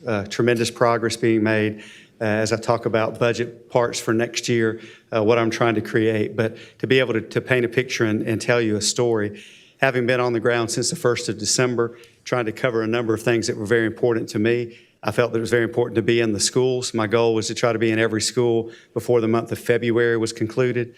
The 2 weeks of ice and snow backed that up a little bit, but I've had an opportunity to be in more than 70. And what I'm trying to hear from the voices of our leaders, from the voices of our teachers, what are the prevailing concerns, thoughts, and themes that come out that are issues that I can try to address in the role that I'm in? And those are things that are the pieces that get put into play as we build our work together and do the things that we're working on. I want to start with a financial focus because that seems to be the thing that is the greatest area of conversation. And there's been quite a bit of progress that's been made. And I don't know how often this is talked about. And in some cases and in some areas, this may not seem like a big deal on one bullet or another, but they're big pieces for us as we look back. And I tell our board that if you look at what we've done from a Thursday compared to the past Monday, it's hard to see the growth. When you look at what we've done over 9 months, there's been a lot of progress that's been made that I'm proud of. I'm happy to say, thrilled to say, proud to say that our cash flow is positive. There was a time not long ago that checks were being held because we couldn't pay the bills. And now what our expectation is that all of our invoices are paid by the due date. And that should happen. That shouldn't be something that we highlight. But I think when you consider where we were to where we are right now, that's great progress that's being made. Another piece that is a part of ours to try to get into a situation where we're conducting business better and more efficiently is the initiation of electronic payments on our behalf. And there was some hesitation for this because you all know that if you do electronic payments, as soon as you hit the button on the keyboard, the payment is gone. And the concern, I think, is there of whether or not we're able to take care of that on the other end. And when your cash flow is positive and those concerns aren't there, then we're able to do the electronic payment pieces. That's important to us because it eliminates the need to do manual check creation, to put a check in the mail, to potentially have it go to the wrong address or be lost or mismanaged in some way. This allows us to get confirmation of payment immediately. We've got a trial use of a service called Repay. This is an electronic service that allows us to use a vendor to pay our vendors, and then we get a rebate back from that we're trying to see if this works in terms of a revenue generator for us. 2 of our 3 vacant positions have been filled. We recently filled the executive director position for finance, and we filled the director for payroll. We've had several individuals that have met with us that were CFO candidates, and we've not been able to extend an offer for one reason or another. Those individuals have backed out of consideration for the position. This is a very difficult position to be able to hire for because of the requirements from the Department of Public Instruction. So there are a number of folks that have expressed an interest that just don't have the minimum qualifications, but we'll hopefully have an update on that soon and be able to move forward. It is critical in that role to be able to have individuals that can answer questions and to be able to spot things immediately. And we want to make sure that we get somebody there. Reported error rate is much lower. And I really wanted to articulate this in some way, and I don't know how to do it other than that. So in the month of December, and I don't know if the month of December is different because there are fewer days in the month of December and things get compacted, but just the things that happened on people's checks that were errors that were created troubled me when I came. I hadn't been on the ground 2 weeks, I guess, and I'm hearing this. And I'm just wondering, is this going to be a process and a pattern that we're going through? After the month of December and conversations that I had with individuals, I haven't had a single individual report an error in terms of payroll and checks to me since the end of December. And I want to believe that is the process that we're going through and working on that. I don't think I included it on a slide. I've got a reference in just a minute. One of the other things that has been lacking that we're working on, and we've got some individuals that are worth their weight in gold who retired, who have come back to work with us. Some are 40-year veterans who know our system and our procedures better than anybody. what I really like about having those veterans with us is as we're going to our Tyler electronic implementation, we have the perspective of the folks, I don't want to say the old folks, the veteran folks who have been around and know how things were done in the past, and the ability to write operations that tell folks how to do what we used to do and how it needs to be done now. And it's critical that we have that and not have to farm it out somewhere. Our current state of financial operations continued is our use of audits, reviews, and studies to improve our work. You know, we've had a number of those. We've done corrective action reports. We've been able to point to not only what's on print, but what does a timeline look like and how are those things being accomplished. And we feel good about that. Corrective actions in many of those documents are now part of our standard operating procedures. For example, there are more monthly reporting elements that we have to our Board of Education each month in the Finance Committee.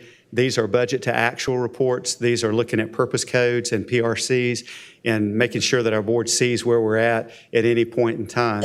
And what we're trying to help our board understand is as we go through these documents, we want them to see the things that are potential red flag issues for us and what are we doing to resolve those before they become a problem.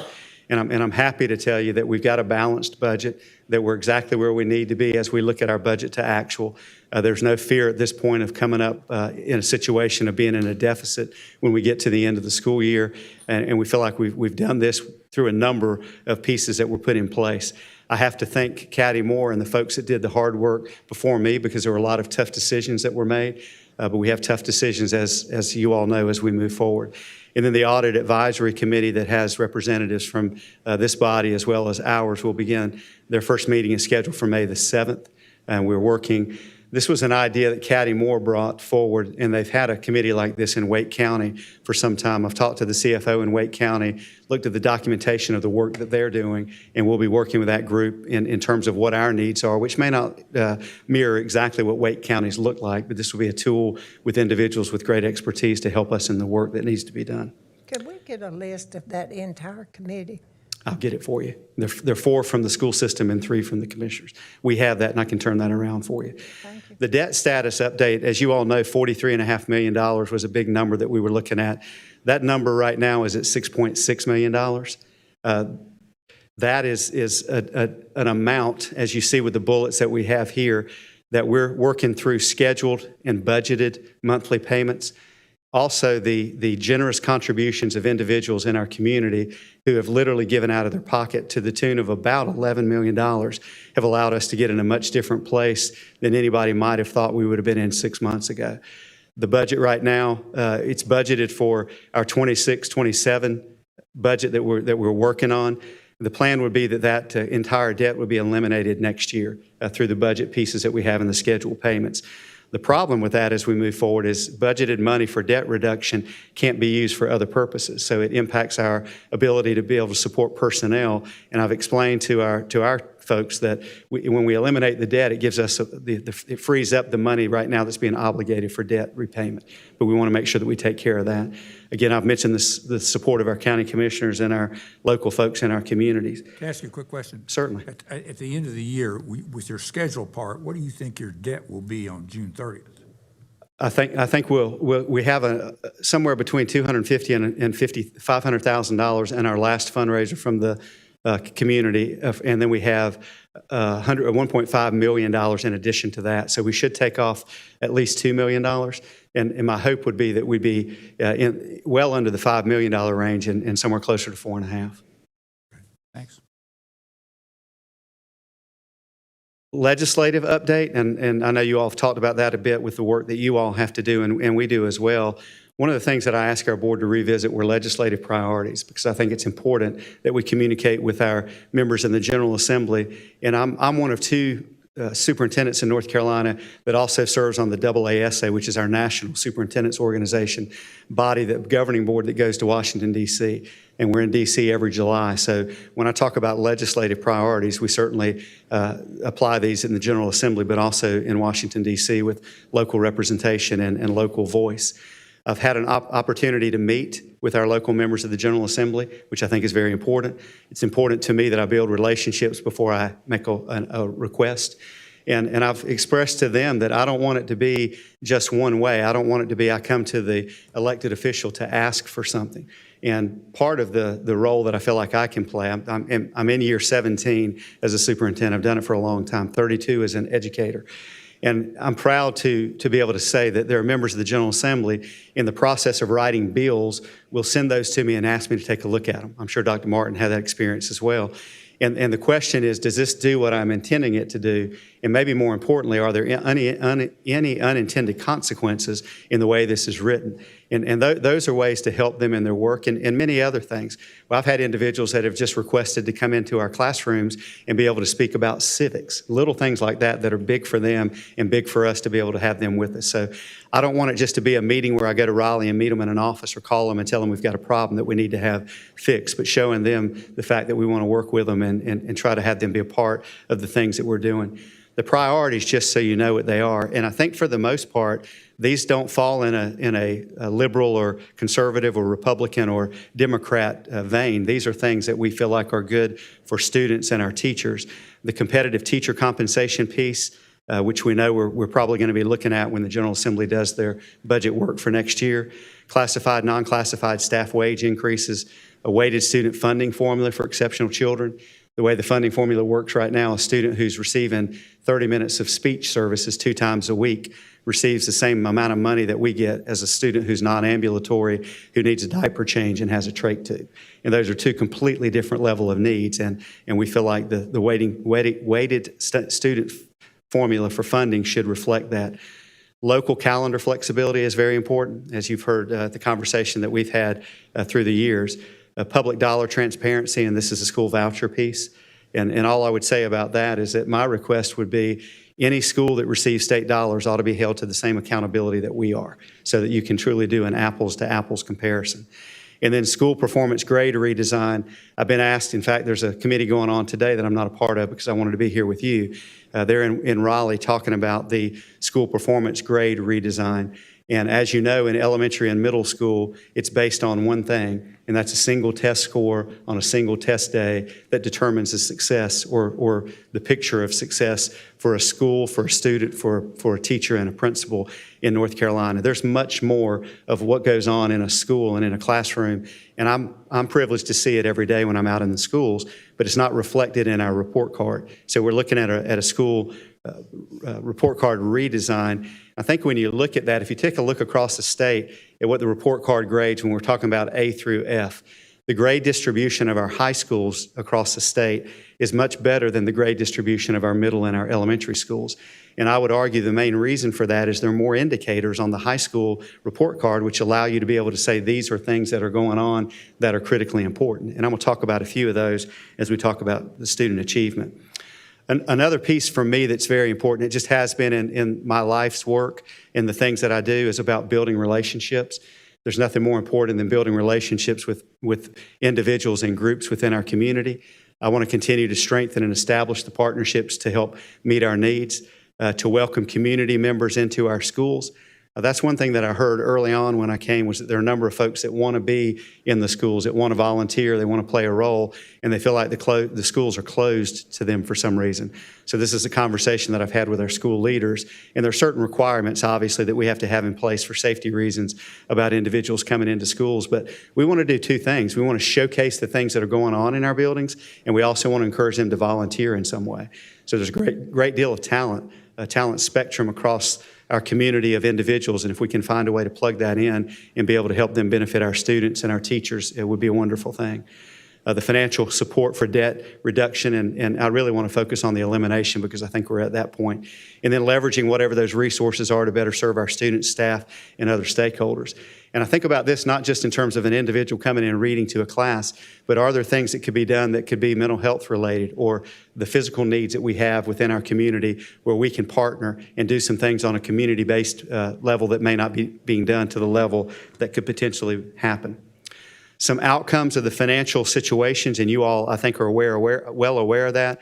I don't know on the ground if it feels the same way for somebody like me who's in the middle of it every day, if it might be from you all, but you certainly are more connected than just the general population. The positions that were cut or frozen, obviously we don't have individuals in those roles, so we've got fewer people doing that work.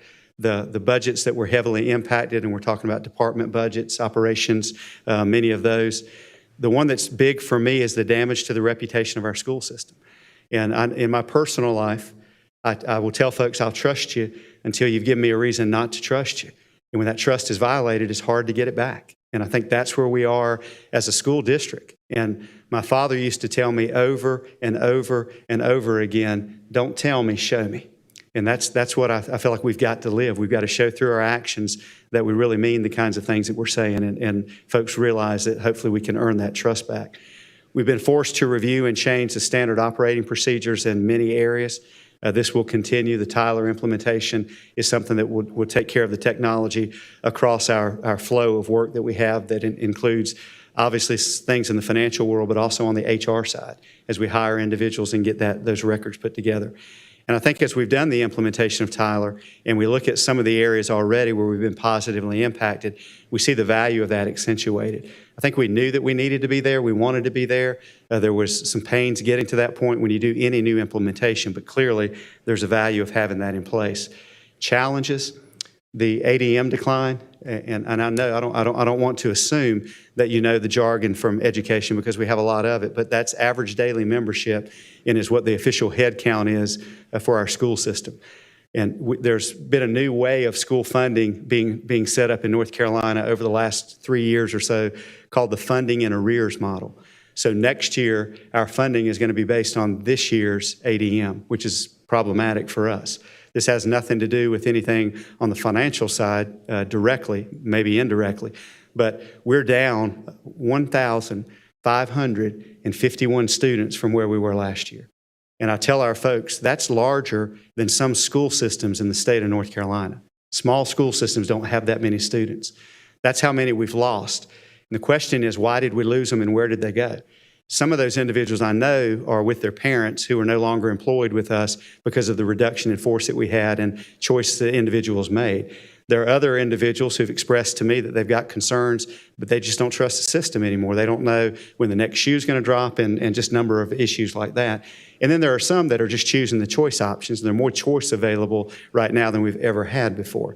But at the end of the day, my question is, have we made the attempt to reach out to the students who have left us, to the families, and not demand and strong-arm them to come back?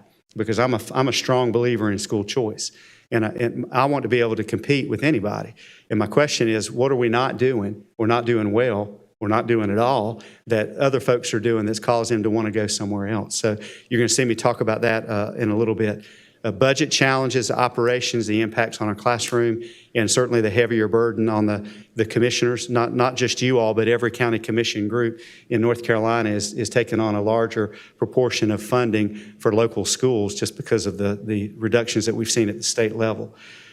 There are difficult conversations that need to be had about consolidation, merger, and closings.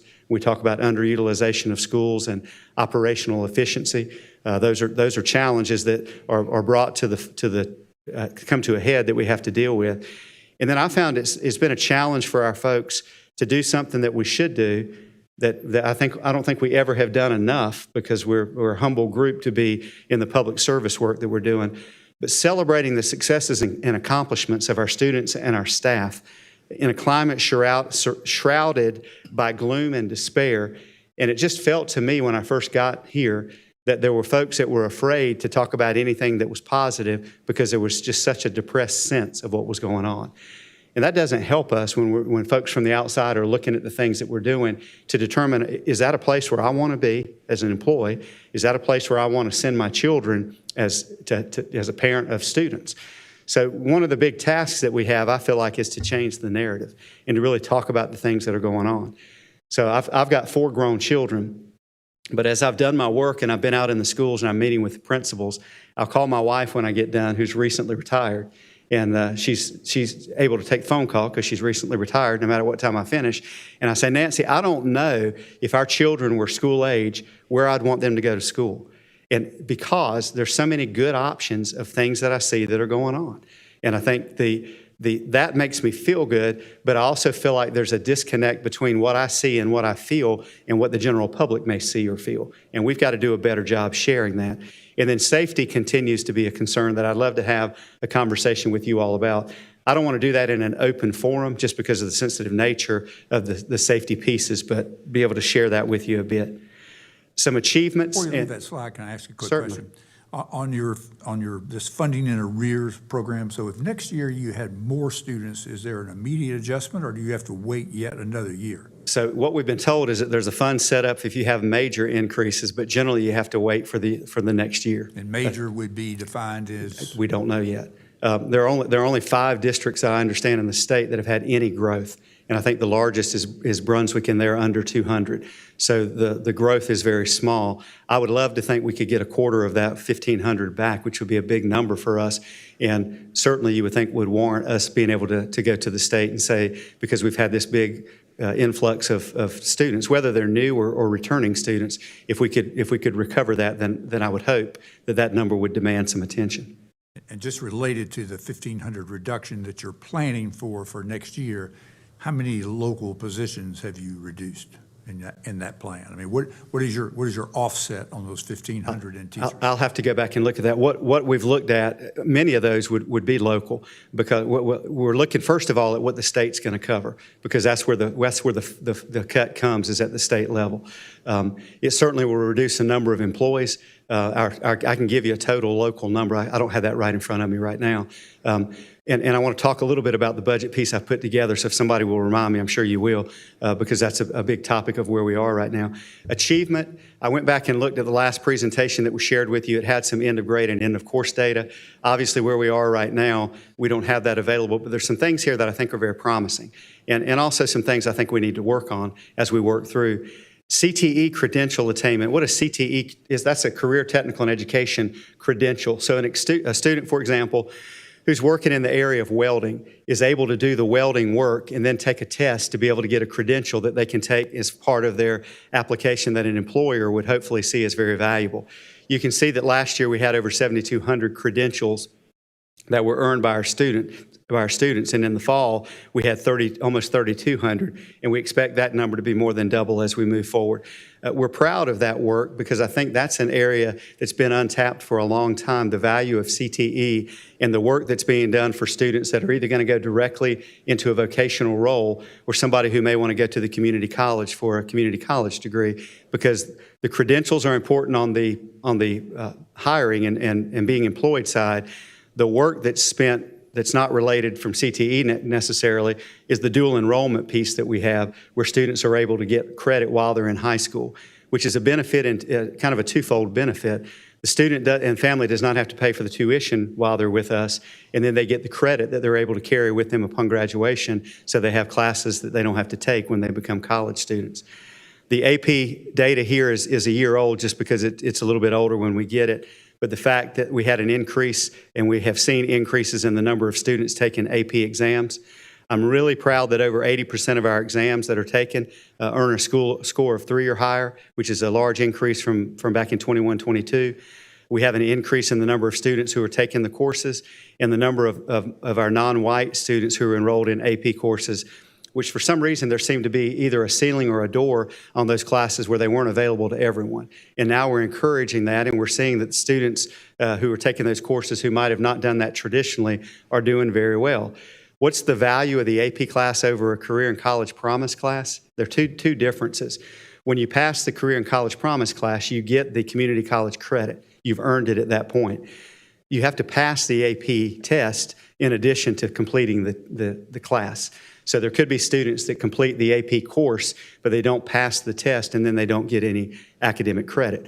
A student who passes the AP test is able to take that credit with them anywhere they go, whether they're in North Carolina, if they're in a UNC system school, if they go to Harvard or Yale, the AP credit is accepted. Many of the credits that we see in the Career and College Promise program count as elective credits, which are still valuable, and I'm not downplaying that, but a student who's going to go to a 4-year college or university and knows specifically what they want to work in, the AP is a good route. The point is, we're trying to meet the needs of all of our students. I'm never going to corral a bunch of students as kindergartners and push them through the pipeline so that they come out in a cookie cutter approach when we get finished, because they're not cookie cutters. The jobs they're going into are not cookie cutters. The needs are not there. Our communities are not. So we want to make sure that we figure out what their aptitudes are, what they enjoy doing, and then give them opportunities while they're in high school to have some of those experiences. the ELA summary. And this is on the right-hand side of the display here. These are things that are current right now. This is data that we're working on as we move through. In a summary of the ELA data from last year are continue to be things that are focuses for us. We saw an overall increase in the percentage of students in our middle schools that were above grade level in reading performance. We saw a decrease in the percentage that were well below grade level reading performance. We want to make sure that that non-proficiency number for us continues to shrink, and we want to make sure that we push students up to the highest levels that we can. We have a program called iReady Math that we used. This has shown a good amount of growth for our K-8 students. And BOY means beginning of year to end of year. So we can assess beginning of year. Sometimes you'll see an MOY, which is middle of the year, and then end of year is EOY. And what we're trying to do is to take an assessment of where students are during those time periods to determine what kind of progress is being made. That also helps us do intervention groups. And there's some things in play now that didn't exist a few years ago, and I hope we have them in all of our schools very soon in terms of our scheduling. And that is the ability to pull intervention groups together during the school day, and we build that in instructional time. Now, I don't want a student to be in an intervention group at the beginning of the year and be locked into that all year long. So that's a fluid group when we look at what we're assessing and whether or not they master those skills and they're able to come out. But during the intervention time, we also had the opportunity for acceleration activities for our students who aren't struggling, that need a little bit more in terms of being pushed and accelerated. So those things I feel like are very important. I've included a link there, and I don't know that we have time or the interest on your part to go to that, but it's the North Carolina School Board's report card. And this is much better. It's designed in a more user-friendly way than it ever has been. And if you take a look at that and you click on that, you'll see a breakdown of North Carolina's state map, and you just click on Forsyth County. And you won't be able to tell on the screen immediately that anything has happened, but when you scroll down, you're going to see the Forsyth County schools. And you'll see a number of things. You'll see what the report card grade is. You'll see if the school met growth, exceeded growth, or didn't meet growth. And then you can click on those to get a little bit more information. But it's a wealth of information related to student achievement. It takes a while for that to be updated after the testing is done, but certainly something that we track from year to year. I mentioned earlier the hesitation for some reason of us not talking about successes. And I could talk to you for hours about things that are going on that I see that are wonderful. We've got two of our schools that are recognized among the best in the state. Atkins and Reagan are recognized as two of the strongest high schools in the state of North Carolina. In fact, if you look at them, they've got a letter grade of A, and they exceeded growth. They couldn't do any more than that in terms of what they're doing. Tremendous work. And we've got many others that are moving the mark and doing things that need to be done. We've got 31 low-performing schools, which is a number that's much higher. I don't want to have any low-performing schools. But a low-performing school will be a school that scores a D or an F and doesn't, it either fails to meet growth or meets growth.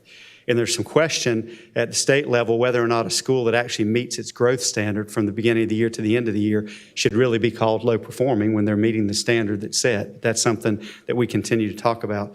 Athletic state champions, so we had those recently at a board meeting that we recognized. Academic and performance champions, and these are including national winners. Just in the last 2 days, I've had two individuals that I've been introduced to who are actual national champions in some of the work they're doing, which is incredible. Our JROTC competitions consistently lead to strong national results.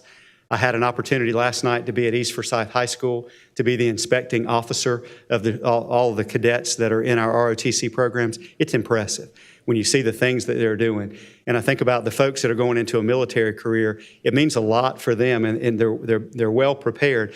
But for the folks that are going into something that's not military related, I think the character that's built and the things that are instilled in those JORTC programs are incredible. The gentleman who was there that was doing some of the work with our instructors and our leaders was a gentleman from Fayetteville, from Fort Bragg, and I'm from Fayetteville, so it was nice to make that connection. But he told me that there was not another school system in the state that has high school programs that do the kind of work that we do with JROTC. And again, it doesn't show up anywhere on the report card, but the schools that are doing that, the system that's doing as well as they are, should get credit. And I want to be one to be able to raise that up. We're talking about a teacher pipeline of trying to encourage individuals to go into teaching as a profession, and we have pipeline work that we do. One of the big pieces for us is something called the Winston-Salem Forsyth County Schools Teacher Residency Program. And these are individuals a few years ago that would have been called lateral entry. So they're generally individuals who have got a degree, but it's not in education, in an education area. So they're not professionally licensed. So they come in and they work with us. And one of the tests in our state now that you have to take is called the EdTPA. And I want you to see the pass rate for our folks that are going through that program is 95.5%. The state number on that is 83.2. We also have a passing rate on some of the work they do of 100%, and there's no other area that I've seen where there's a 100% pass rate across the state. And what's more important for us is that we're holding them to almost a 94% retention rate after 2 years of teaching, which is very important. I'll tell you, in the state of North Carolina, 3 years ago, they did a survey and pulled some data together. 26.5% of the teachers who are in their first year of teaching didn't come back for year 2. So we lost more than a quarter of our beginning teachers in year 1 for a variety of reasons. And I think the mentoring needs that we have and then doing this kind of work to prepare them for what they've got ahead is something that really helps us. I was asked by operations to put this on because I wanted to have some bragging points. And while I don't fully understand what all this entails, I do know that it's impressive. But our average square footage energy cost of $1.12 is below the national industry average. And one of the goals that I have moving forward into 26-27 is going to be on operational efficiency. And I think having baselines and things that we can look at like that are going to help us quite a bit. And then I've alluded to this to some degree, but the partnerships that we have with local colleges and universities are incredibly important. There's another residency program that we have that's a Winston-Salem Teach program that is a component of 3 of our colleges and universities working together to do some of this pipeline work that's so incredibly important. Some items that I want you to be aware of that certainly will guide our work, and this would be kind of a long list if I included everything there. One of the pieces that we're working on, and we've got the scope of work finished and we're putting this out for RFP this week, would be a central office study. I'm reluctant to use the word audit just because of the negative connotation that some people have with the word audit. But what I want is an external group to come in, and this was actually brought up in the 3 different studies and pieces of work that were done around our operations. And that is to take a look at how it's staffed, the number of individuals that are there, what the order is in terms of communication, is the workflow designed correctly in terms of the way that we're organized, and to get some feedback on that. The second part is really important to me, and I can't tell you what this is all going to look like because this is not my area, so I really rely on Amanda and others that are in the work that we're doing. But it's marketing work that school systems in North Carolina never had to do to the extent that we have to do it now. And there was a day back in the good old days that we were the only deal in town and we didn't have a whole lot of competition, but we've got competition now. And you know, with competition, we've got to make sure that we are doing things to make us an attractive option for others who are considering their options. So the public relations work is important. The gathering of information is important, and I've shared some of that with you. So you're going to see some things that we're doing with a very limited marketing budget that we want to maximize the dollars that we have to spend that would benefit us in some areas. And then my 4 areas of focus, which ultimately will be the way I'm evaluated next year in 26-27, and what I hope we're able to coalesce around as we talk about our team and the work that's being done, is first student and staff accomplishments. And I intentionally put that word in instead of achievement, because if we talk about achievement, our minds first go to testing. And I want the focus to be on more than just testing. I want it to be on ROTC champions. I want it to be on folks that do academic work that may not be a test where they get some type of recognition. But not just our students, our staff need that too. At a time when morale needs a boost, if we can do things to lift up our staff for their accomplishments, then I want to be able to do that. I mentioned to you operational efficiency. And another one that some folks are talking about, because I'm talking about it right now, and I think they do it in a tongue-in-cheek way. Dr. Martin's been in the role that I'm in, and he certainly has the perspective, I hope, in terms of what I'm looking at and being able to see the lens through my eyes. I believe that the 26-27 school year is going to be a year of stability for us. And the reason that I say that, it's the year that we pay off our debt. It's the year that we live within our means of what our allotment is from the state. And I think we reset the bar of where we are. So we're dealing with the rifts and the frozen positions, and then we're dealing with the additional cuts that we've had from the ADM drop. And hopefully we don't deal with that over and over again, because we certainly don't want to have that kind of drop year in and year out. But the level has been reset to a level where hopefully year in and year out as we move forward down the road, these kinds of decisions are not great decisions that involve tremendous amounts of money. We're able to tweak what we're doing and be able to move forward. There'll be some work that we do when we want to grow programs, but honestly, there's some areas where we're going to look at it where we may want to get rid of programs that we've had for a long time. So I think we have to look at how our money's being spent and what the return on investment is. And then finally, engaging families and communities and giving them a voice, giving them an opportunity to be a part of the work that we're doing and really engage them in the things that are going on. Something I know you're always interested in is the Article 46 overview, and you all know where we are. This table is something that we're working on, but I wanted to tell you that we've got it, and there'll be a fiscal year 26 piece that will be put on, and when I get to come back to you at the end of the year, I'll have that updated with the numbers for you that you can take a look at. But as we get supplements, and we talk about what we have from the county, these are two interesting charts. The first one on the left is our teacher supplement revenue. And although they're not exactly 50% in terms of doing the rounding, they come up to be 50% of local supplement appropriation and Article 46 appropriation. And let me tell you, I've been in places where the county didn't have the kind of supplement appropriation that Forsyth County has. And it is something that our teachers are very happy to have, and it's a tremendous piece to help bump the salaries of those individuals who receive it. Now, what does it look like in terms of the expenses? And you can see what that is. We have the charter school portion that comes out of all of our appropriations that we get from our commissioners. We have a reconciliation, a check that I just delivered to the county manager a little bit earlier, a piece that's there. And then you see the other pieces that are in play. So that's what the breakdown looks like of the revenue of what we get. This is our Article 46 budget to actual. This is similar to what we're showing to our board on the overall budget that we work with. So you can see what this looks like. This is through the month of March. So we feel like we're in a good place to finish up the school year and to be able to come to you with good reports. The $381,000 at the bottom, again, is a check that I delivered today for the fiscal year 25 reconciliation that we have. I wanted to leave an opportunity for you all to ask questions, for me to try to be able to address those if I can, and if I can't, I'll get those responses to you as quickly as possible. Maybe just quickly, a couple of things.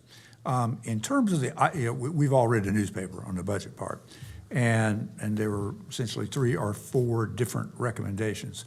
And I'm kind of curious whether the school board members ask you, did you have a recommendation on a particular one of those 4? Not at this point. And well, I guess I have to the point of me, the model that I recommended was the model that I called a base budget. And I felt like conservatively I had to do that to build a budget, not knowing what the revenues were going to bring in, and I didn't want to assume anything, that I built a budget that was basically based on no growth and no increase from the commissioners in terms of what we have. Because I feel like I've got to be able to go there and work out from that where we're at. That's certainly not where we want to be, but I've got to be able to base a budget on that to be able to take a look at it. So in that budget, there were a couple of things that I included that would protect us regardless of what happened, of some positions that we heard. We did a lot of work with stakeholders to find out what our budget priorities should be. We knew what ours were. We wanted to find out what our community thought. It was interesting when we canvassed the groups, regardless of who we talked to, we all had the same top five priorities. And one of those was to restore AP positions so that we didn't have schools that were serving with a half of an AP. That was 9 positions, which is a small item when you look at an overall large budget. So I was able to build that in to the base budget. And then when we did our reallocations and we decided which positions were going to be eliminated or the number that we were going to go after, there were some exceptional children's positions that should have been eliminated, and we didn't, because one of our goals is to try to increase the number of individuals that we have that are in the EC world. So that was a part that was there. And then there were 8 operations positions that we feel like we've got to have. So I included those that don't involve any additional ask. So what I wanted to show our board was, as we've cut back, and if we live by what the state allotments are, these are the things that you have. And then I wanted to show them the things that we don't have. And I layered that sort of in an a la carte way to show them what the positions were and what they cost. So you go from the zero-based budget, is what I'm calling it, and knowing that hopefully there's going to be some type of a slight increase based on the funding formula, that that's probably going to cover the raise that our teachers get this year. And we've got to make sure that the very first thing that we put into the budget of anything that happens over the zero increase would be to cover the raise. And then the question would be, what do you do above that? And that's where our board had the conversations of, these are things that are important to us. Some of those were increasing exceptional children's teachers. One of those that got put on the table near the end of the conversation was, we're at the point where we need to do another English language arts adoption. And the adoption for us to do that is $8 million. But the question is, do we need to do it this year? And is there a way to phase that in if we do need to do that this year? So we've got another meeting on the 21st where we're going to go back through, and they have a couple of tools that they're working with to figure out what are the things that are individually important to them and prioritize those. And then as we pull those together, it hopefully gives us some idea. Now, our local Association of Educators had a list, and they provided that, and that was included to, in some part, the last recommendation, or not recommendation, but the last model that I showed was the model from the Association of Educators and the dollar amounts that were attached to that, to be able to give you some spectrum view of what those things look like. So I don't know what the final dollar amount will be when we come back. Hopefully we have a good idea prior to going into our meeting on the 21st as we get feedback. But I feel like the very basic that I've got to produce is something that's fiscally responsible. And I have to assume that there's not going to be huge increases because the funding formula is in place. And then, put out for our board to see. And I think it's important for you all to see the things that aren't included there that are important, that may come down the pike, the adoption of ELA, the science adoption that we ultimately have to have. One of the pieces that was put on that I think is important that we look at if we start talking about bond referendums is an updated facility use study. And I think the dollar is an actual dollar that we received sometime not long ago, so it's still active, was like $870,000. So there's almost $1 million that was added near the end of the conversation. So we've got to go back and look at that and determine if those needs are still the needs that they want to express to you as being needs, or if they want to change the priorities or take something off the list. Let me just follow up on you talked earlier about the central office study that you're planning to do. So would I assume then that you have made no additional reductions to central office staff over what was done? We've made small number of reductions, and that is any of the manager level or above positions that are vacant we're not going to fill. So we've frozen those positions. We've not made any other cuts. And what I'm trying to get is a firm number of what the number of cuts have looked like over the last year and a half. And that number is somewhere north of 140 positions that have been cut there. And I think the public may not know that because there's so much work that goes on behind a curtain that folks don't see, that when those individuals are not there, they may not realize that the work's being done now by one person that used to be 2 or 3. But part of that funding study would be to take a look at the staffing pieces. And it may be a directive that I get from the board after that study is done to go back and make cuts and reorganize or take a look at what we're doing. The other thing may be that as we do more of this technology work and it converges across different departments, that individuals that may be in one area may be shifted over to another because the workflow changes because the technology piece is there. But we've had some cuts that we've endured in this period, but not to the extent of what we've done in the past. Yeah, it's just hard to make a lot of those reductions mid-year when people are already kind of under contract in those things for the central office folks, which is tough. I also want to ask you, have you considered in your sort of estimate, as you look towards overall revenue and what produces it, obviously class size is a big one. And have you looked at the possibility of some, even a half a student to a student increase in your calculation of divvying up, We've gone higher than that. We've gone as many as 3 students in our upper grade levels. As you know, we're bound by the law in kindergarten through 3rd grade, so we don't have any area there. So really they take a hit 4th and 5th grade, really middle and high school. And because of the position cuts that we've had with our reallocation, it's forced us to look at larger class sizes. The other negative effect, I think, is that it's going to force us not to offer as many courses as we've been able to in the past. But then on the flip side of that, I think what we are able to do is to reach out to the community college and find out if some of their folks would come in and do some work with us, which then may allow us to do more Career and College Promise dual credit courses at the same time to try to compensate for the losses that we have. But we've certainly looked at those areas, and there will no doubt be an impact. So you have built in some class size increases in grades 4 through 12? Yes. in your Yeah, plans? primarily in To middle get and you- high school, yes. Got it, got it. I don't want to monopolize anymore. Other possible questions? I'm gonna ask. Good. I just, as we get ready for your budget presentation, I'd say for me, and I'll see if others agree, but I think I would very much like to see a better breakdown on how the county local dollars are being spent. Okay. Because that has never been parsed out at least in a level of detail that is completely understood, and it's been sort of general. And I think that is important, and I think all of us feel like from what we went through this time last year, I think all of us feel like we want to have more knowledge about that so that we can see that those some other questions are explored. And you indicated in your comments earlier about some particular positions that are, 8 manager positions and kind of in the operations area and others. It'd be helpful to see that in context of all that we have. And we've put some of that together, and I certainly will spend some more time. We've got a breakdown of what the dollars look like in terms of personnel and non-personnel. And then when we talk about personnel, I think the story needs to be told more than you just spend X amount of money from the local budget on personnel. What personnel specifically are we talking about? How many of them are in classrooms in schools? How many of them are at central services? How many of those are individuals that are in clerical positions? So we have that, and I'm certainly happy to go into as much detail because I want to paint as clear a picture with as much detail for you all as I possibly can. We'll try to schedule that so you maybe have a little extra time. We can work that out perhaps. But I want to say thank I think you. everybody would probably be interested in seeing that. But again, thank you all for all you've done to support our work and the things that you're doing to support me in my role. Good. Thank you. Thank you. For being here today. You bet.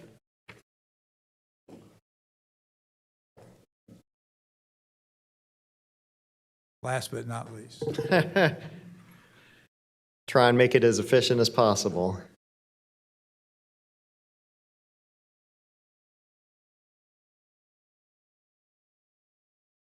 All right, good afternoon, Chairman Martin, Madam Manager, and County Commissioners. We've got 3 planning items to brief you for your next public hearing. The first is rezoning case F-1668. The petitioner is Pofftown Baptist Church. It's a 5.82 acre site located on the west side of Transue Road, southwest of Bethania Road and Renolda Road, and they're requesting to go from RS9 single family to institutional and public zoning. This is the Forward 2045 growth management map showing the site. You can see it's on the border between the suburban area of the county and Growth Management Area 5, the rural area, very close to Reagan High School.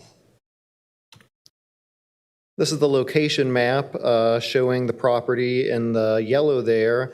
The purple area represents the proposed path of a future leg of the Northern Beltway, and there is actually going to be an interchange of the Beltway at Renolda Road that would be adjacent to the site. Most of the zoning in the area is residential. There's a small piece of limited business zoning northeast of the site. This is an aerial image showing the property. Again, this is a rural/suburban transitional area with a lot of vegetation and single-family zoning. You can see the 3 existing buildings of the current church campus out there and a large parking area that will be adjacent to the Beltway. This is the area plan map showing the subject property, which is recommended for partially institutional, showing where the church property is now, and yellow single family. That's some other land that is owned by the church that's part of the request, but is not currently developed at this time. And again, as I mentioned, most of this area is single-family residential, which is shown in yellow on the map. Just to go through a few site pictures, as I mentioned earlier, there's 3 buildings currently on the campus. It has a residential feel to it and significant setbacks and vegetation. This is looking west along Transue Road at the subject property. This is looking east along Transue Road. The subject property is the west. And again, this is an undeveloped parcel. This is looking north along Transue Road. The subject property is to the left, so this is looking towards Renolda. And this is looking south towards Reagan High School along Transue Road, and the subject property is to the right. This request is consistent with the recommendations of the West Suburban Area Plan Update and the Forward 2045 Comprehensive Plan. There are no anticipated traffic impacts associated with the request, and the proposed district is compatible with the existing institution on site and the surrounding land use pattern. This item was heard by the Planning Board at their March meeting, and there were no speakers in opposition. Following the public hearing, the board did vote unanimously to recommend approval, and I'm glad to answer any questions. Questions? All right, we'll move on to the next item.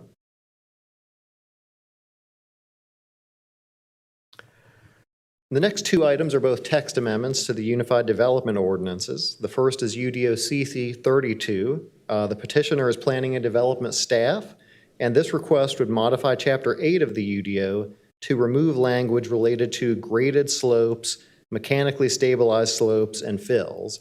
And that's some highfalutin engineering language for what most of us would just call a retaining wall. So, Planning and Development Services staff received a request from Winston-Salem's Assistant City Manager for Public Works to review the current approval process for mechanically stabilized slopes, retaining walls. Current regulations allow walls or wall sections of up to 10 feet in height to be approved by erosion control staff. And those staff, their jurisdiction is both the City of Winston-Salem, but also unincorporated Forsyth County. Walls exceeding 10 feet in height are subject to an alternative compliance process that in the city leads to approvals by the Assistant City Manager for Public Works, and in the unincorporated county, this review is handled by the Planning Board. Although the requirements for mechanically stabilized slopes are contained in the UDO, the planning staff is not actually responsible for either their review or approval, so that's a little bit of a mismatch. Again, in Winston-Salem, retaining walls are reviewed by engineering and erosion control staff, and in the unincorporated county, NCDOT staff reviews retaining walls that are adjacent to state road rights-of-way. Erosion control staff review retaining walls outside of those rights-of-way, and city-county utilities staff review retaining walls in or adjacent to their properties, assets, or easements. So again, kind of a complex system of review. Most of Winston-Salem's peer communities and Forsyth County do not include height limits or other technical details related to retaining walls and stabilized slopes in their UDOs. Staff believes that our standards for retaining walls should not include that language either, such as a specific height limits, but should instead allow project engineers flexibility based on the project specifics. Public works staff, including city county erosion control and utility staff, will be developing a new policy that would go in the infrastructure development standards, which is the technical engineering standards that properties must be built in accordance with for retaining walls. Mechanically stabilized slope guidelines would be moved from the UDO to that IDS infrastructure standards document, which contain the technical specifications. And again, the city county utilities is one of the organizations that uses that document in their reviews. Staff believes that the proposed changes provide a more streamlined process in which design elements of a site will be reviewed by an interdepartmental team of public works staff with the engineering and technical expertise that frankly, the planning board and planning staff don't really have. Again, that's kind of a specialized level of technical construction expertise that those departments are the folks in city county government who have those. NCDOT would also be responsible for reviewing and approving walls that are necessary within their rights of way. The planning board heard this item at their January 8th public hearing, and the city council heard this at their March 23rd meeting and adopted it unanimously. Again, I'm glad to answer any questions. Any questions? As a practical matter, what's the upper limit of a retaining wall that would be permitted?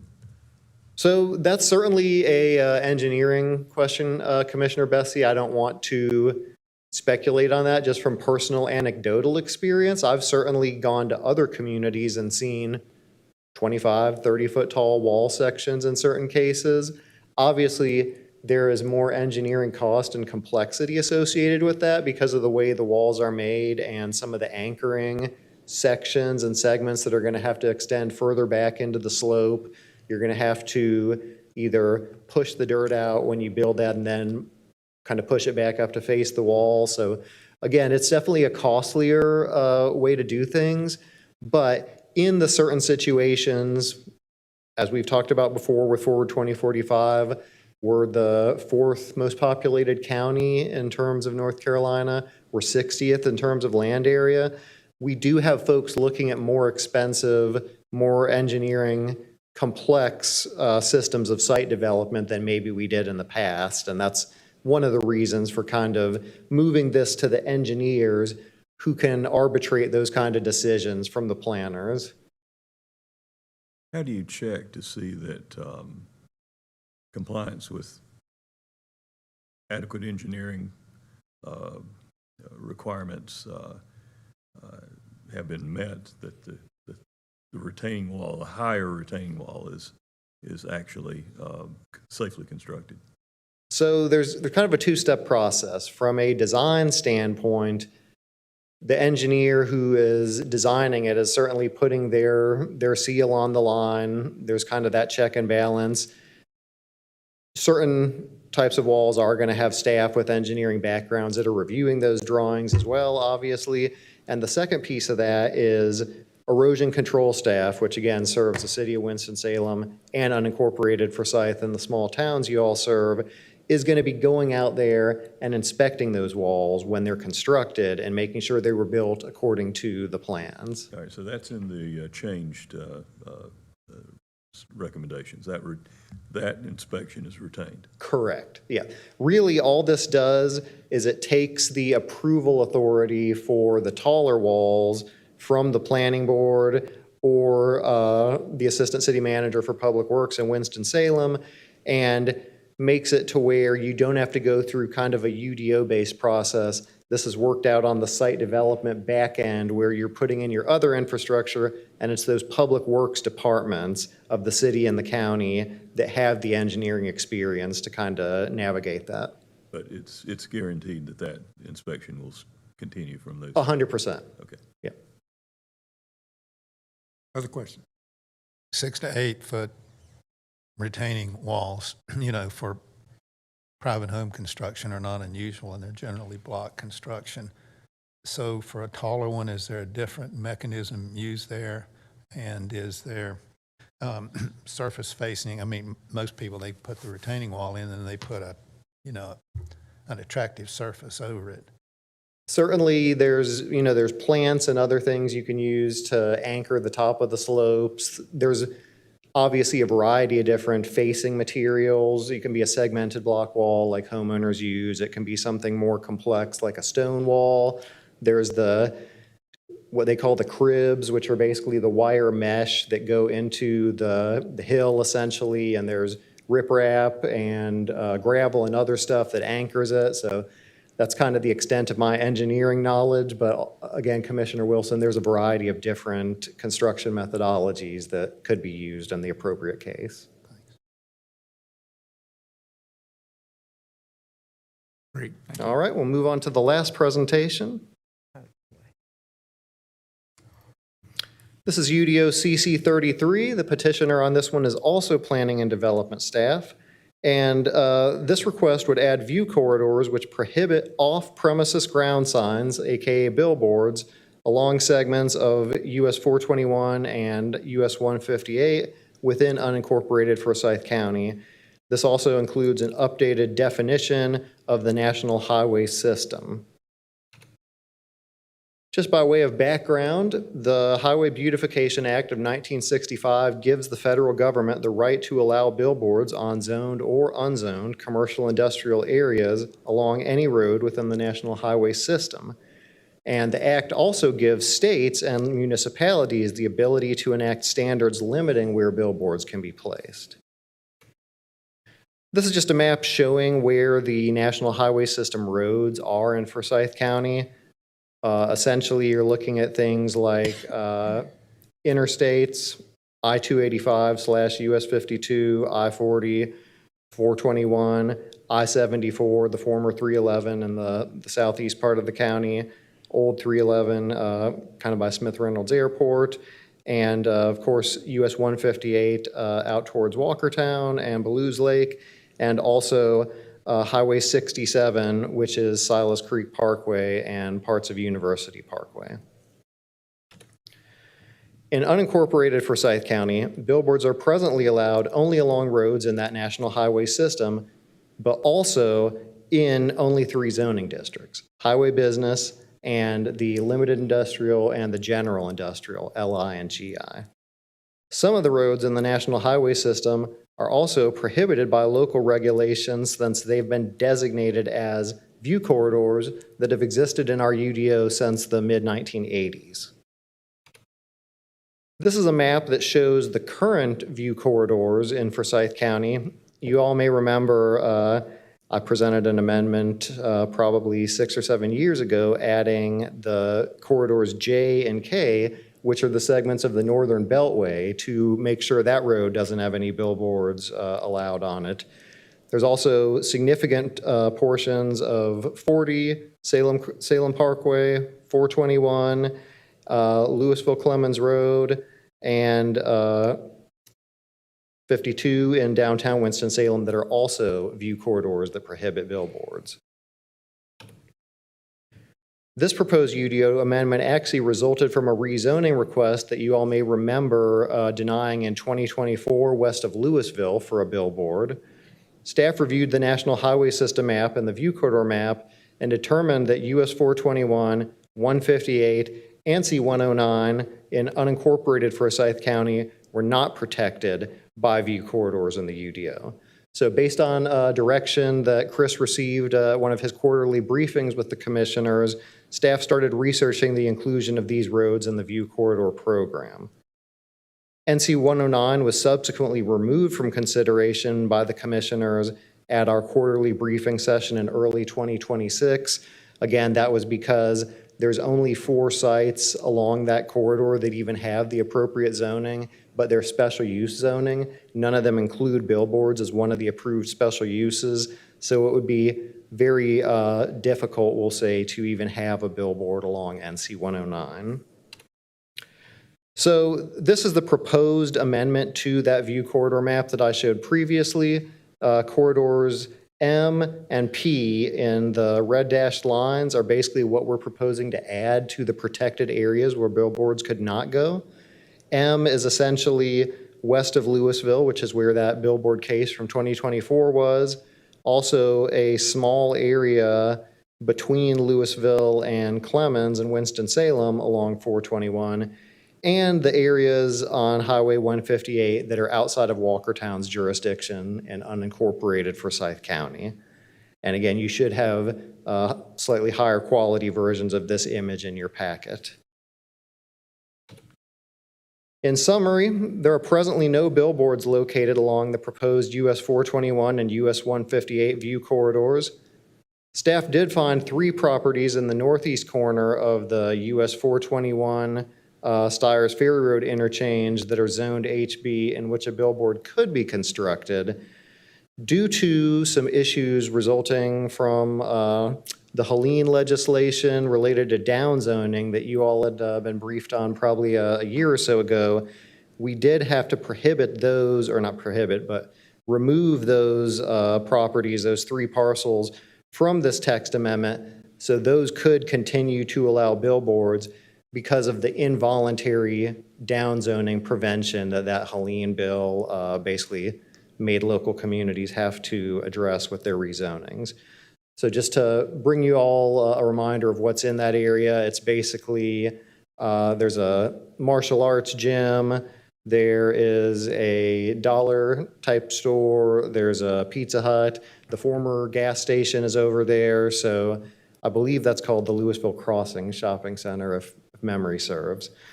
And this UDO amendment will help preserve the attractive rural residential character along US 421 and 158. This item was heard by the Planning Board at their March meeting. There were no speakers in opposition, and following the public hearing, the Planning Board voted unanimously to recommend approval. I'm glad to answer any questions. Any questions? All righty, Thank you all. thank you. We have a closed session motion. Yes, I'll let you read the motion. I need to ask the board to consider a motion to go into closed session to discuss a matter to consult with an attorney employed or retained by the public body in order to preserve the attorney-client privilege between the attorney and the public body, which privilege is hereby acknowledged pursuant to the provisions of North Carolina General Statute 143-318.11A3. And since there's no other business to come before the board at this meeting, following the closed session, the meeting will be adjourned. I'll make that motion. Is there a second? Second by Vice Chair Wizenhut. Any discussion? All in favor, please say aye. Aye. Any opposed? Motion carries unanimously. We will adjourn after we're finished.